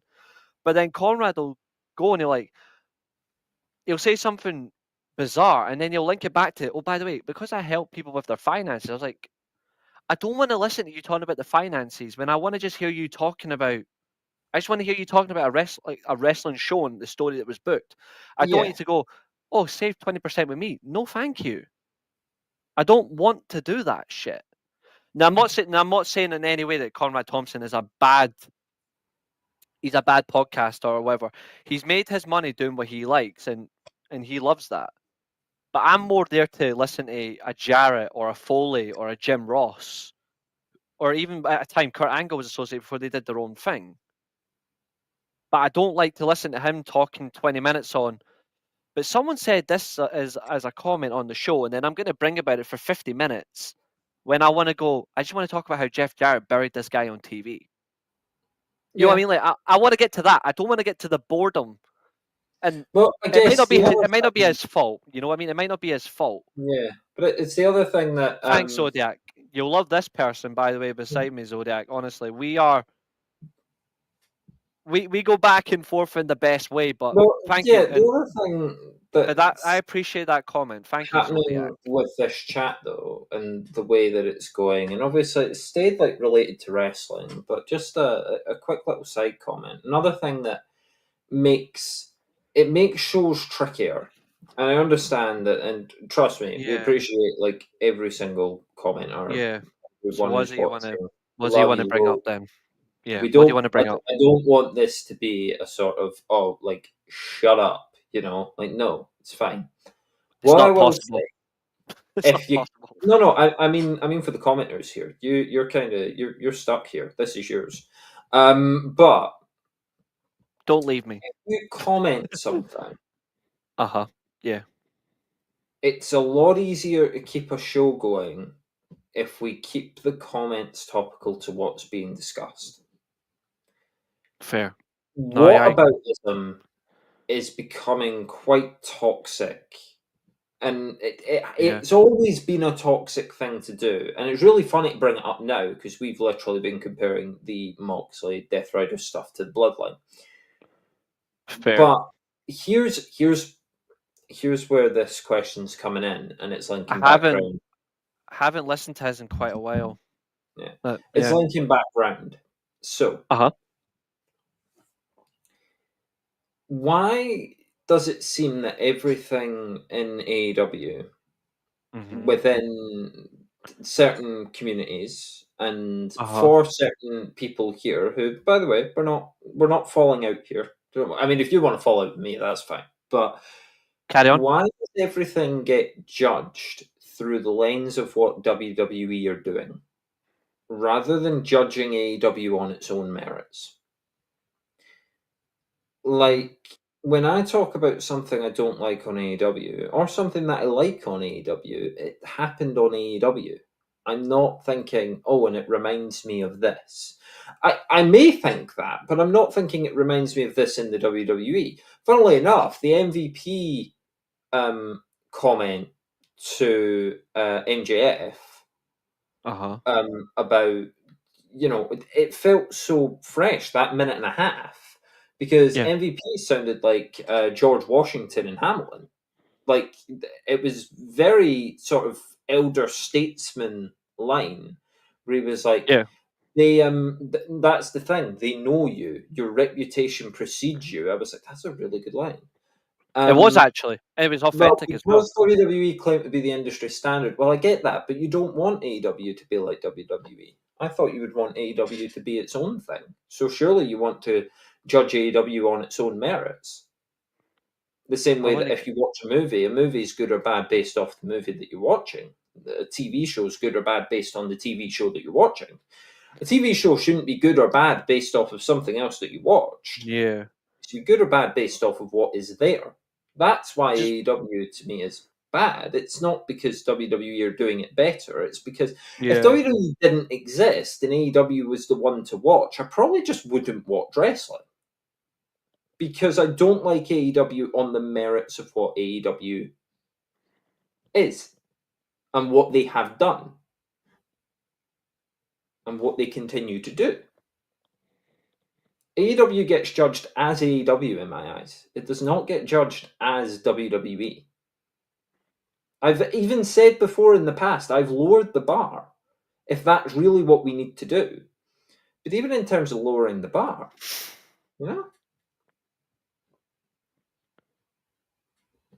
that's where I am with it. I find the whataboutism weird. And it happened earlier. I don't know. Like, you bring something up and then it's like, oh, well, WWE did this. I don't necessarily care now. I'm talking about it in AEW's terms. And I get that you're trying to get someone in a gotcha. It's like, so you've defended when WWE do it. No. When I know I brought up a few examples earlier on, but if you actually look at what I'm doing, I'm comparing what they're trying to do because it's already there. But I do agree there are people that do use whataboutisms in the worst way. But it's like everything needs to be a WWE equivalent. They need to be trying to do something that's in the WWE. And weirdly, it's more the AEW fans that do it, because more WWE fans just don't watch. I think in my case, like, I've watched those highlights this morning. I've judged it based off its own merits. Everything that wrestling realistically can be or what it should be is all, we know this is all recyclable. So I think it's not about, like, there are people that use whataboutisms in the worst way, and I don't disagree. There's people that actually are saying, well, you know what, it has worked. If something worked in the 80s, they're going to try and make it a more 2020s decade feel. Yeah, and that's going back to that. I think one thing, but straight up, So if I say I don't like that they used the needle in a match, or the one that was absolutely rampant on Twitter, I don't like that Hook is hardway concussed in a match on Dynamite, throws up twice in the ring, and they do the spot anyway. And these 7 comments below when it was were that about on Collision? When was the sick part? I haven't seen this. After the match on Dynamite. Wait, was that this week? I don't remember seeing Hook in a match. It was the tag match. Was he sick? Yeah, he throws up twice before Claudio hits the. See, I was watching the match and I missed that, but this thing. All right, okay, so the Samoa Joe Hook match versus Wheeler and Castagnoli. Threw up. I did not know that. But if he is, see this thing where I'm going to go back, I'm Then, not going to point. so there were folks saying on Twitter, he throws up, he's clearly out of it, and they do the spot anyway. And then 4 Yeah. of the 7 tweets underneath it were about Owen Hart. Like, oh, well, it's not as bad as the company that let on. Like, but that was irrelevant. I had no idea that Hook was sick in the match. But I'm not Hook is going to. sick after the match. I had no idea. Honestly, I had no idea he was I sick. think so. Yuta gets on top of him, I think. All right, okay. And starts punching him in the head after the match. It might be Yuta, it might be Claudio himself. See, I watched the match, but I don't. That's bad faith, exactly, and that's why I don't stand for bad faith arguments, and why I think it's better to just go. I'm judging this thing because I saw this thing, and I like or I don't like this thing. See, the thing is, though, and this is the thing where people are then coming back. People unfairly will then come back on the JD McDonough incident, and this I'm not using a whatism here before. No. But people come back to the JD McDonough thing, saying, "Why didn't they just stop the match?" JD McDonough asked to carry on. Someone should have, in that moment, should have said no. Bad for both. I think, in the circumstance, yes, I do think so. I think theoretically they should have got Hook out of there. Finish as a handicap. Samoa Joe's big enough to beat both bitches on his own. Realistically, in that circumstance, they should have carried on as a handicap, and JD McDonough should have been got out of there straight away as well. It helped out. So that's not whatism. That is simply both situations are wrong because it's someone's life at risk or health seriously in the manner. Yeah. And it's because things will be judged obviously based off our own like subjective views and what we like and don't like. But that should be it. It should be you watch the thing and then you like it or you don't like it. That's why like, not everything in AEW gets tarred with a bad brush for me. I just don't like most of it when I watch it. And that's completely fair. I've said this for how long on these shows that I just get exhausted by AEW's match structuring and how these matches go on and on. It's been as consistent as the first Forbidden Door that we reviewed. But since then, it's been everything that I've said. And the guy, that's exactly what we're talking about, though. We did bring that one up earlier, and it wasn't great. It wasn't great. We don't want it to become point scoring. We don't want it to be, well, WWE let this concussion happen. Well, AEW let, it's just bad. It's why I don't. It just shouldn't happen. It's why I don't like, and I know I brought up earlier on because it's an example of TNA that I don't like. I don't like what they did with the drug situation, but I like the fact they related it because it forces Santana to stand in because Santana has issues, and I like that. But I also don't like that they're having Joe Hendry defend his title inside the triple threat. Unless he's got very minimal action, I don't agree that he's actually in the triple threat at Rebellion. I would honestly just have him taken out. Weirdly enough, and it's not a callback or it's a relatable to WWE, but CM Punk, correct me if I'm wrong, Unforgiven 2008, was CM Punk injured or they just didn't want CM Punk as world champion? The championship scramble, when he got removed for Jericho to win the match. Was Punk injured or they just fucking took him out because they didn't care? But in the circumstance, I would have just, if Joe Hendry's so injured, have him taken out on the day of the pay-per-view. Because his rotator cuff, it is injured. Like, he's fucked. Yeah. But that's the thing. Like, you're looking at that situation and you're judging it. Yeah. So that was bad. That was horrible. That's also what we're getting at. Like, these situations have always happened, but there's nothing wrong with. It's just saying it's their mistake based off of what happens. The same way, like, okay, Shibata got Mox on Dynamite. Shibata no sold a pile driver. Reece, this would be the easiest question on any sort of quiz show.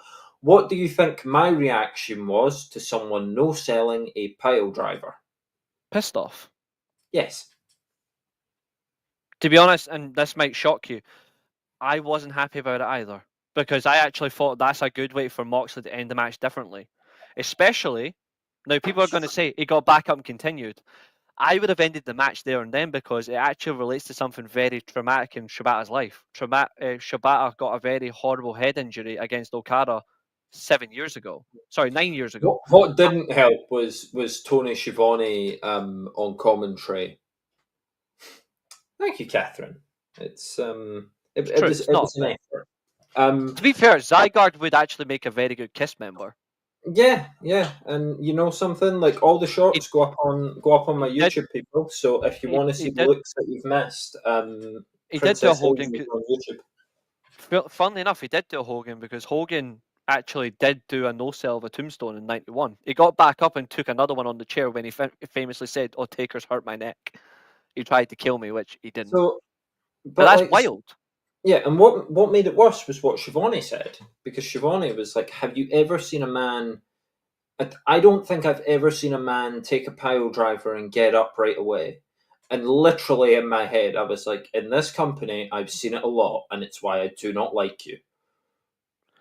I've always liked when the pile driver really was a finish and it was a good finish. I mean, Yeah. Well, there's I a lot of wasn't great. thinking about it in terms of the Randy Orton stuff. I was just like, I have seen in this Yeah, company gratuitous levels of violence for no point, and that yeah. was just another example.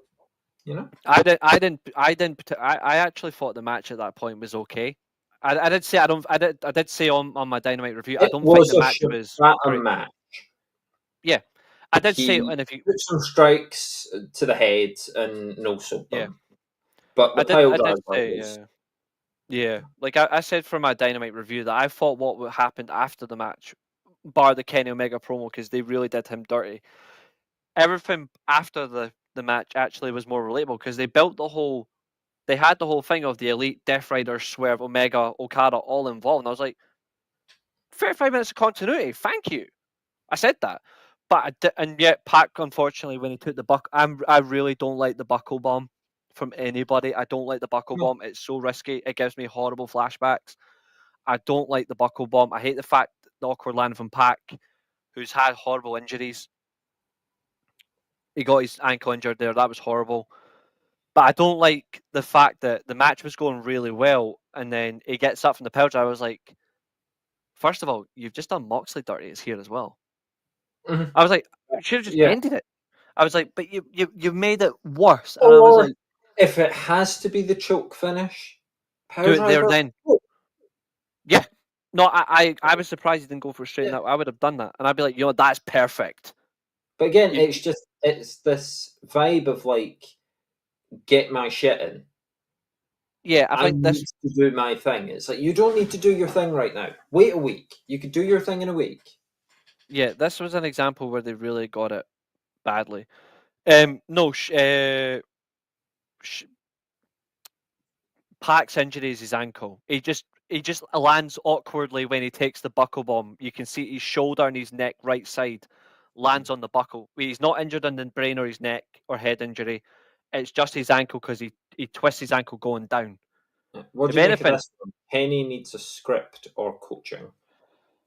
it was Kenny Omega's worst promo I've ever heard. Because It the was weird thing, bad, wasn't it? I do agree it was bad. And the reason why I think it's so bad is this was the promo where the Bucks have just came out saying what they want essentially as a heel tag team. The Bucks and EVP situation. This was the perfect time for Kenny Omega to come out and say, guys, to be fair, I thought he was joking, right? When he says, oh, it was just you ripping up scripts for your personal jets. Mm. That was wrong. For me, Kenny Omega should have been there. Guys, this was you trying to cover shit up before you fled, fearing the Death Riders were going to come after you. Omega went, actually, you're bullshitting. You guys are the ones that brought the Death Riders in. They should have just done it right there and then, but instead he's talking about shit He's stains. I was like, also very calm considering like the level of the attack that went on before he went back. yeah, Bearing in mind yeah. that it was those guys in Okada that did it. Like, he was I very think, calm, and I was like, these guys tried to like end your life essentially, and your response is, "Ha, you're dookie." Like, I still think that Omega is the one behind the Death Riders. I did say that to you last year. I think he's still behind it. yeah, Could yeah. the attack on him? See, this is now the guy's just done what Ailey's just spoke about, and this is what I don't like. Both are bad, and I get that you can say one thing is worse than the other, but at the same time, that should not be like your only judgment. It should be like, so because of this and because of this and because of this, I think it's worse than that. Contextually, don't get Kenny Omega's promo. whataboutism confused with comparison. But what would Yeah. happen there is if you said I don't like the Charlotte promo, and I went, oh, but what about the Kenny promo? Because Yeah. now we're not actually Yeah. contributing anything to a discussion. So We're just I saying don't like. both companies do shit things, and they do. Yeah, they do. So I don't like the Kenny promo because this was the perfect example where Kenny still is an EVP. This is still a great example for Kenny to come back and say, actually, what you did wasn't actually this, it's this. I don't like the fact that they went into a cringe fest because I actually said on the Dynamite review that whole 35 minutes, bar the pile driver and Kenny's promo, actually relates to Dynasty. And I'm like, you guys are actually doing a callback. Great. Mhm. But then these two moments happen. I was like, guys, you have just. And if you actually go back to my Dynasty review and you said you've commented me word for word, I did say in the main event they got it right if they related back to Dynasty on Yes, Dynamite. if you And I did, said that. you did say they got it right if it links back up. Yeah. But then you've got the Kenny part, and the Kenny part ruins it. The Charlotte part I don't like because Charlotte's going into business for herself for the umpteenth time. She's burying a young talent who's already with me for the past 5 months. I've said has been on very rocky ropes. You've now ruined Tiffany Stratton for a long time. Redeeming Tiffany Stratton's going to be very hard, whether you want to accept it or not. If you're a Tiffany Stratton fan in the comments, I've been very fair with when it comes to her the whole time. I think Tiffany Stratton is honestly fucked, and that's why I go back to the Roxanne Perez match. I said Roxanne Perez was my female talent for SmackDown this week because I said SmackDown asked questions, also answered at the same time. Why would you take so long bringing Roxanne Perez to the main roster when she's actually somebody that you can actually put in this division right now and she's safe? Not to say, Yeah, oh, she's safe just to fear for her position, but she's safe because right now Roxanne Perez has got so many dynamics that actually works, and instead you have her get mugged to the lassie that got buried by Charlotte a week before, and the guy that if it's your preference, fine, but someone in the DMs and someone talking about who's shit and who's not, both of them are cringe. There's actually for me, there's no yeah, pedestal. yeah. They're both Like equally, individually, they're the both equally Charlotte promo shit. shite, the Kenny promo shite. Though once again, It's pain. Both of them are I painful to listen to. Swerve almost did what he did perfectly. Swerve didn't go out and allow me to take 10 minutes to talk with you about this. So no, he came out, he had the microphone, and he says a line that's great. It's like it's buck hunting season, I and I've love got it. a double I love barreled that line. shotgun. He should have stopped there. Yeah, I think that was In a my perfect opinion, ending. he didn't need to say to blast some freaking EVPs. I thought that was less cool. I thought it was better to end on just I think shotgun.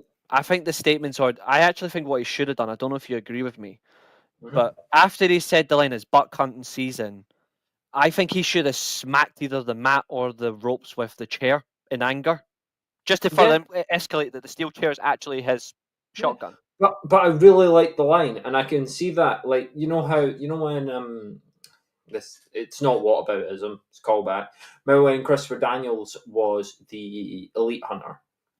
Yes. It's that same sort. It's I'm hunting them. Like I like the way that it was worded. It's like it is buck Yeah. hunting I season. And I was like, all really, right, okay, I go really for liked it. the line, and it was very unlike Swerve. You don't hunt deer and bucks with double barrel shotguns. No, I get it. I get Well, you it. shoot them. To be fair, you shoot them between the eyes. They're dead. So No, you gotta no, but smack the bucks. you're supposed to. It's like a clean rifle and a shot to the heart, Yeah, basically. that that one line is something that Swerve hasn't done in a wee while, and it's not his fault because he's not had a promo that relates to it. But that that one line from Swerve is actually suspending belief. It had more weight to it than anything Kenny said. It was it was phenomenally delivered. I like the fact that you can tell it's so much emotion from Swerve from that Yeah, one line. And I'm like, yeah. this And part of the reason between why I that believe in him. It's why I between that and believe in what he Swerve. actually did with Pax, like Swerve had a good week. Yeah, Following losing a main event. Like, I wouldn't Yeah. say, oh, they've buried Swerve. Like, no. He's still on a top. Swerve's looking good. Swerve's on a good trajectory. Like, I actually, this is why when you ask me alone what I think is good, I really believe in Swerve Strickland. I really do. Yeah. But yeah. And I want to see Swerve get his payoff. Whether I did say if Swerve doesn't win the world title at Dynasty, then Hangman's absolutely not winning the Owen Hart. Osprey will. It'll be Hangman and Swerve probably teaming together at All In.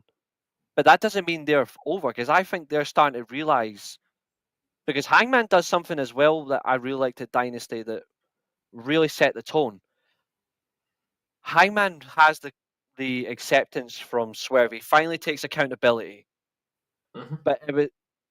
But that was on the Collision show. The day after, Hangman comes out, when the referee is down, Hangman doesn't know who to attack. He hates Swerve, but he's got so much hated history with John Moxley.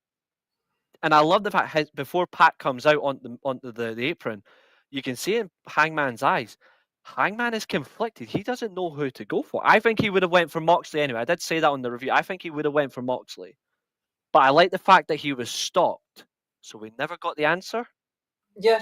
So I really like that. I like that. That's I fun. think that's what's annoying about it, because the Swerve and Hangman stuff, now that they're out of doing cartoonish violence and like It was awesome. you It know, was like awesome, yeah. mustache twirling evil. Now that they've done with like, I'm going to kill you, I'm going to burn your house down, I'll steal your child. Like, now that they're done that, it's Yeah. actually like cool to see like the way that these two Yeah. characters kind of exist, and it's weird because now it's like, it's almost like now the pressure's off them to be characters. They're Yes. actually now better characters than they were before. And I think the same thing's happening in certain elements of the AEW show, where the people that are getting most over are the people who are most real. Mhm. They're the people that we can believe in their actions the most. We don't believe in the Bucks. We don't believe in Kenny. And to be honest, I don't believe in the Death Riders at all. The But what Swerve and Hangman, the yeah, other one sure. the other one I believe in is sadly injured, and that's Jay White. I still think he's got something to bring. I think the Hurt Syndicate do, man. I love the Hurt Syndicate. I really do believe the Hurt Syndicate stuff. MJF's a bit too loud He's about it. I Oh, think this right. is him trying. I Yeah. think he's trying.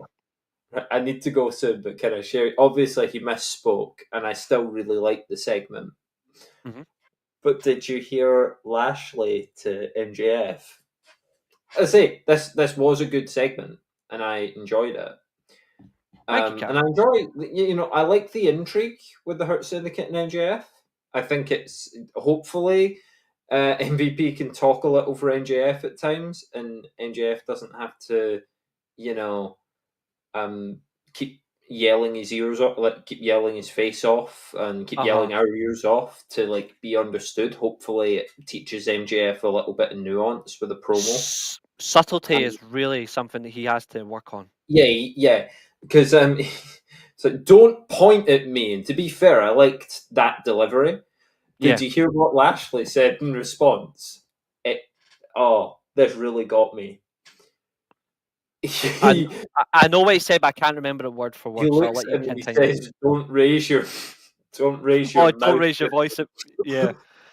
I actually like. Which is like, See, obviously he misspoke. It's not a yeah, bad promo. It's actually a good segment, but that made me laugh. yeah. He said, "Don't I, raise your mouth at me." I had a little bit of a problem with this segment. I like the segment, but I had a little bit of a problem with it. So I want to know if maybe you disagree with me. Maybe you can give me an alternate way that might sway my Maybe opinion. I'll be the AEW, the pro AEW for once. Maybe you might be able to make me try and maybe see it differently. But I like the whole way that MJF is trying to get into the Hurt Syndicate, because we know he really wants his title back, and the Hurt Syndicate they want all the control, they want all the power in from as much titles as they can get their hands on. So I like that. That's a thumbs up. That's a thumbs up. What I don't like, and it's funny enough what I've just tied into, I don't like that the way you can't get into the Hurt Syndicate is by a thumbs up or a thumbs down. Mm. And I'm not like I would have liked it purely of you have to earn your right in. Just to have it as a thumbs up I or think thumbs down. I it's a don't. little bit of theatre, isn't it? Like it's a little bit I because rather suppose. than you have to earn our approval, it's a bit more of like a Yeah. graphic thing. Like it's not Yeah. graphic in terms of like violence, but just it's am I more being a bit visual. yeah, am I being a bit too harsh on it, or do you think I'm just I because I think think it's easy to look at it and think it's a bit panto. It's a bit yeah. like over the top. It's a little bit Yeah. like outdated in terms of way to do it. If we're thinking Aye. about judging it as what it's trying to be, if we want it to be this syndicate of criminals that are going to recruit a new member, you'd probably rather it was a quiet nod than three thumbs up. You'd probably Yeah. rather it was, That's you what know, you I haven't would have earned our preferred respect that. yet, you know. Yeah. But I don't think it was like I It don't wasn't think it's bad. defensively bad. I just think Yeah. like you do have a point that it would probably be better if it was a little more subtle. I think also you got to look at though like not every wrestling fan's particularly intelligent. Having a bit of a visual aid there isn't bad. I mean to use whataboutism in a funny way, this Yeah. is like it's the same profession where there were lights on the posts because the fans can't count to four when it came to the strap match. Again, that's Yeah, that using whataboutism in a funny way, like you yeah, know. that, I mean, Matt, your comment, I get it, but they told him by saying thumbs up or thumbs down. I would have rather instead of MVP making a decision, I would have just loved it of Bobby Lashley just taking his cane off. I know obviously sorry, MVP likes that cane. I would have loved it if Bobby Lashley had just taken MVP's cane, dragged him back a bit, and just got in MJF's face and said, "It's still not enough, but Yeah. Or you're still under consideration." if MVP had the microphone and Lashley just like put his hand over it and like that Like was it. what he did with the Big Bill Brian Keith tag match. He just put him Yeah, down. He went, "Nah, we're just leaving. This was yeah. shit. Like We're just leaving." you've earned our like MVP goes. You've for that you've earned. Or you've earned our. But we don't know if he's going to say you've earned our audience. You've earned our consideration. It's just You've earned see our you later. attention. Yes, and I That think might have that been better actually if he went, and for that you've earned our and MJF, because MJF's great with like the facials and stuff. Like he can be really good, so he could be like, "Oh yeah, I've done it." It's like in in attention, or in when it's like MVP, like not yet or something.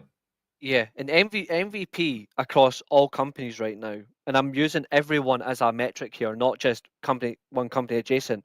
Across all of pro wrestling now, whether you're an active wrestler or a manager, MVP is still one of my favorite mic workers. The guy just gets it.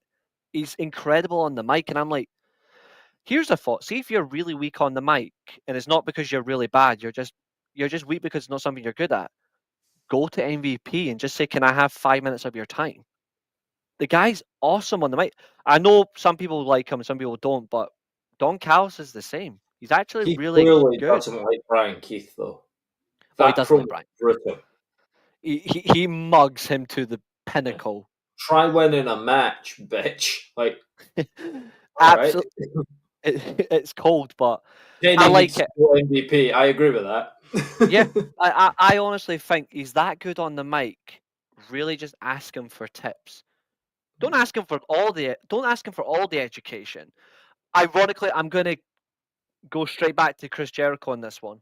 You don't go to Chris Jericho for all the learning, but you go to Chris Jericho because he sees something in you and he wants to treat you a little bit. So he wants to give you Ron Poole from Texas, same as Speedball Mike Bailey, Speedballs from Montreal. I don't like him. Which I actually do think is quite funny. If you're from Montreal, he's not going to like you because he comes from Winnipeg. I mean, Ah, I love that. I love that. He just doesn't automatically like you because he comes from here. Hey, Lark Bart, good to see you. We're not long from wrapping up because Ailey's got to go. And to be fair, we've been live for 3 hours 5 minutes, yeah, yep. I am. I am. which I is was about to say wow that. for I us. am actually going to have to head. But hey, look. I hope that the points have been made. Um, I actually think this has been a very good, fun show, and I think it's yeah. actually come across in the right way. And we've not I just, fallen out. I just want it Don't know to where the be fear clear. came from. Like, Yeah, so I'll end on this point. and the thing is, it's not so much setting a challenge to the people in the comments, but I want it to be honest, you know. One sec. Let me just do one thing just for you. Oh, hold on. Fuck. Sorry. Hold on. Did not mean that. Sorry. That was the wrong button. Sorry. I meant this. Sorry. I meant this. Sorry. All right, Hold on. you give me the big one. Yes, it's only fair because you want to end on a fair point. So I'm trying to switch over. You fucking dick. Sorry, I could do it at the side if I need to. But basically, yeah. So Oh fuck! I'm going back to yeah. this. So the point It's that I'll make is, and it's not like, oh, I'm going to be like policing your comments sort of stuff. Like, no, it's fine. All I'll say is, and That's Reece, it. you agree. And to be honest, Reece, I think it's just your almost rabid commitment to this at this point, because you really do care about this channel. I know you do. It's your baby, you know. I want to make it as fun What and I as will welcoming to say, everybody. is the way that comments have been trending have been very what about it. Now, obviously, we're not going to call it out all the time, and we can't police thought. What I will We say shouldn't. is the hardest thing to do is to talk about something on your own. And Reece, you'll agree with that because you do the shows, but you've got people in the comments helping you along. Yeah, it's hard to just Talking to yourself, like trying to make a show with yourself, is just tricky to do. Yeah. That's what happens if you just keep going, oh, well, what about this? What about that? Yeah. If we can all just try to judge things based off their own merits, the No, tribalism absolutely. disappears. Because Yeah. tribalism is a construct that we have come up with to deflect from the fact that some people just don't like the same things that we do. And we use tribalism and we use hate as terms to sort of blanket that. I have I agree. extended the olive branch today because I have said what I liked about AEW this week. Yeah. You know, I enjoy the Hurt Syndicate stuff. I think Yeah. Swerve's looking great. I laughed at the Jericho stuff. It was bad, but I laughed at it. Statlander and Thunder Rosa had a good match. Could have done without Tony Storm on the commentary, but that's me. You know, I am not just AEW bad. Well, that's true. And people think you are. People think you are, but people you're in the not. comments, because if you are WWE bad, cool, but offer reasons. Join the debate. If you want to talk about it, offer those reasons, because then we can have and we've had a valued discussion today, and we haven't fallen out. It's doable. Let's talk about wrestling. Let's actually talk about wrestling, not companies, not tribalism. Just wrestling. Judge it for what it is. I'll end on that. I agree. I need to go, but I will catch you. I mean, I imagine I'll be on the Mania one. But I'll get you for Manias, get you for the reviews, all sorts of stuff. Because to be honest, I like doing the daily reviews, but I don't like just doing them on my own. I know the guys in the chat, but I want to get like more like in the sense of we can just sit and do a review and all that. But it's good just having these shows. You've got to go scouting to find other people to fill those gaps. Definitely want to get more from this time because this is Sabrina Carpenter would say, "I'm a busy woman." Yeah, you know? this is the channel's best dynamic, and that's how it is. I like single shows, but I love doing shows. I always have because we've built a good. And I enjoy them too when you're not being an arse. 1 in 3 shows. 1 in 3. You ruin your reputation if you say you're not. Well, that's the thing. Okay, I guess I'm ending on. I was going to say, where's your wee mini tag? Have you noticed what's gone this week? Not professional e-drone underneath. Yeah, the e-drone's gone. Yeah. So's the princess thing, by the way. I'm just going with Ailes now. But you're just that's nice. Yeah, but yeah, it's fine. On Tuesdays I'll call you Gengar. Yeah, so I do just like AEW, but they aren't giving me anything to care about. And that's the thing, the guy. Let's look at AEW and see what we can care about. Swerve, I care about them. You know, I care about where the Hurt Syndicate stuff's going. Yeah, I do care about some individual talents who either are or aren't being used right. I think some matches are going well. I think overall, I don't like it, but that doesn't mean it's all just being tarred with bad. And if we can all just agree to that and accept that, the lens I think is the problem. When we can all sit in on a live, I'll address that. That's all good. You're more than welcome to come back on, like whenever you're available. Yeah, Like I say, I'll head. I hope I haven't bored people or pandered to them at all. You're absolutely not. You're as Um, always. It's original. It's original. It's honest and it's authentic because that's what our channel is. We don't. End of the day, you might think we're bullshitting, but at the end of the day, we're just giving you what we think and feel because Yeah. we love pro wrestling. And Yeah. at the end of the day, I if you think disagree with us, that's fine. Why I got rid of the e-drone thing, because there's no character here. I will just say what I We're think. just too. And if you stopped me and I wasn't on one of these podcasts and you asked me what I thought about it, I would relay the same things to you. We're just two people talking pro wrestling.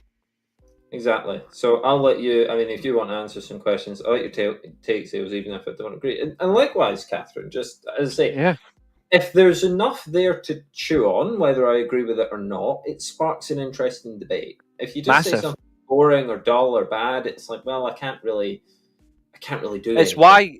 It's why. It's why I'm really annoyed. I'll let you go in a second. I just want to make this last point before you go. Yeah. It's why I'm annoyed that I don't know what happened yesterday, but the streams kept cutting yesterday when I was I was making the point about Cody Rhodes' segment with all the title belts, and I had to eventually type it up on the community tab because I hate the fact that it kept cutting. But I was like, you've got all the titles right here, right now, and you've got the current version. You're currently the holder, the gatekeeper, and I'm like, all this energy here. And it's the right level of energy. I'm like, where was this a couple of weeks ago, 4 or 5 weeks ago? I went back and I was like, this energy right now, where was it? Because this is all I've been asking for. And I went back and said, this is all I've been asking for. This energy, where's it been this whole time? Because I like the fact he related it, each title belt to each era. Yeah. And I was like, where the fuck has this been the whole time? That's all I've ever asked about. No, exactly. Right. I will have to head now, but I will catch Enjoy you work. for at least one of the shows on the Mania week. I'll be around. I am gonna. I know Ailes will be happy if Brock Lesnar shows up. I will drop you a message literally the minute we drop. I'll turn on my work laptop and I'll check my schedule so we can sort out the Mania stuff. Anyone wants to be involved, I'm wrapping up as well. This is Eilidh. Check out her TikTok as well. Princess Ailes on TikTok. I'm on the YouTube as well, folks. If you want to see how looks like this come together, absolutely Princess Ailes over on YouTube. Not how they come together. You just kind of see the video. I don't do that. I'm looking into doing the videos, like uploading to YouTube. Me actually making the look. Yeah. I don't know if I can make it interesting enough, but I'll see if I can. Yeah. But check those out. I'm going to sort that out for WrestleMania. If you want to join us for the WrestleMania previews and the reviews and so forth, we'll be doing Raw after Mania as well, SmackDown after Mania, because they all tie in. All of that will be on the channel. If you want to do that, just drop a comment on the video after the live is over, or check my Twitter out. Tag me in a tweet, message me, whatever. Just don't go overboard. But if you want to join us for these shows, please do. Check out Eilidh's content. Check out the rest of mine. Yeah, please don't. But in the meantime, leave a rabbit boiling in water on the stove. He'll get back to you. We'll see. But in the meantime, ladies and gentlemen, thank you for tuning in. We're en route to Mania, and I'm off to eat some fruit. But goodbye for now, and enjoy the rest of your Sunday. See you later, guys.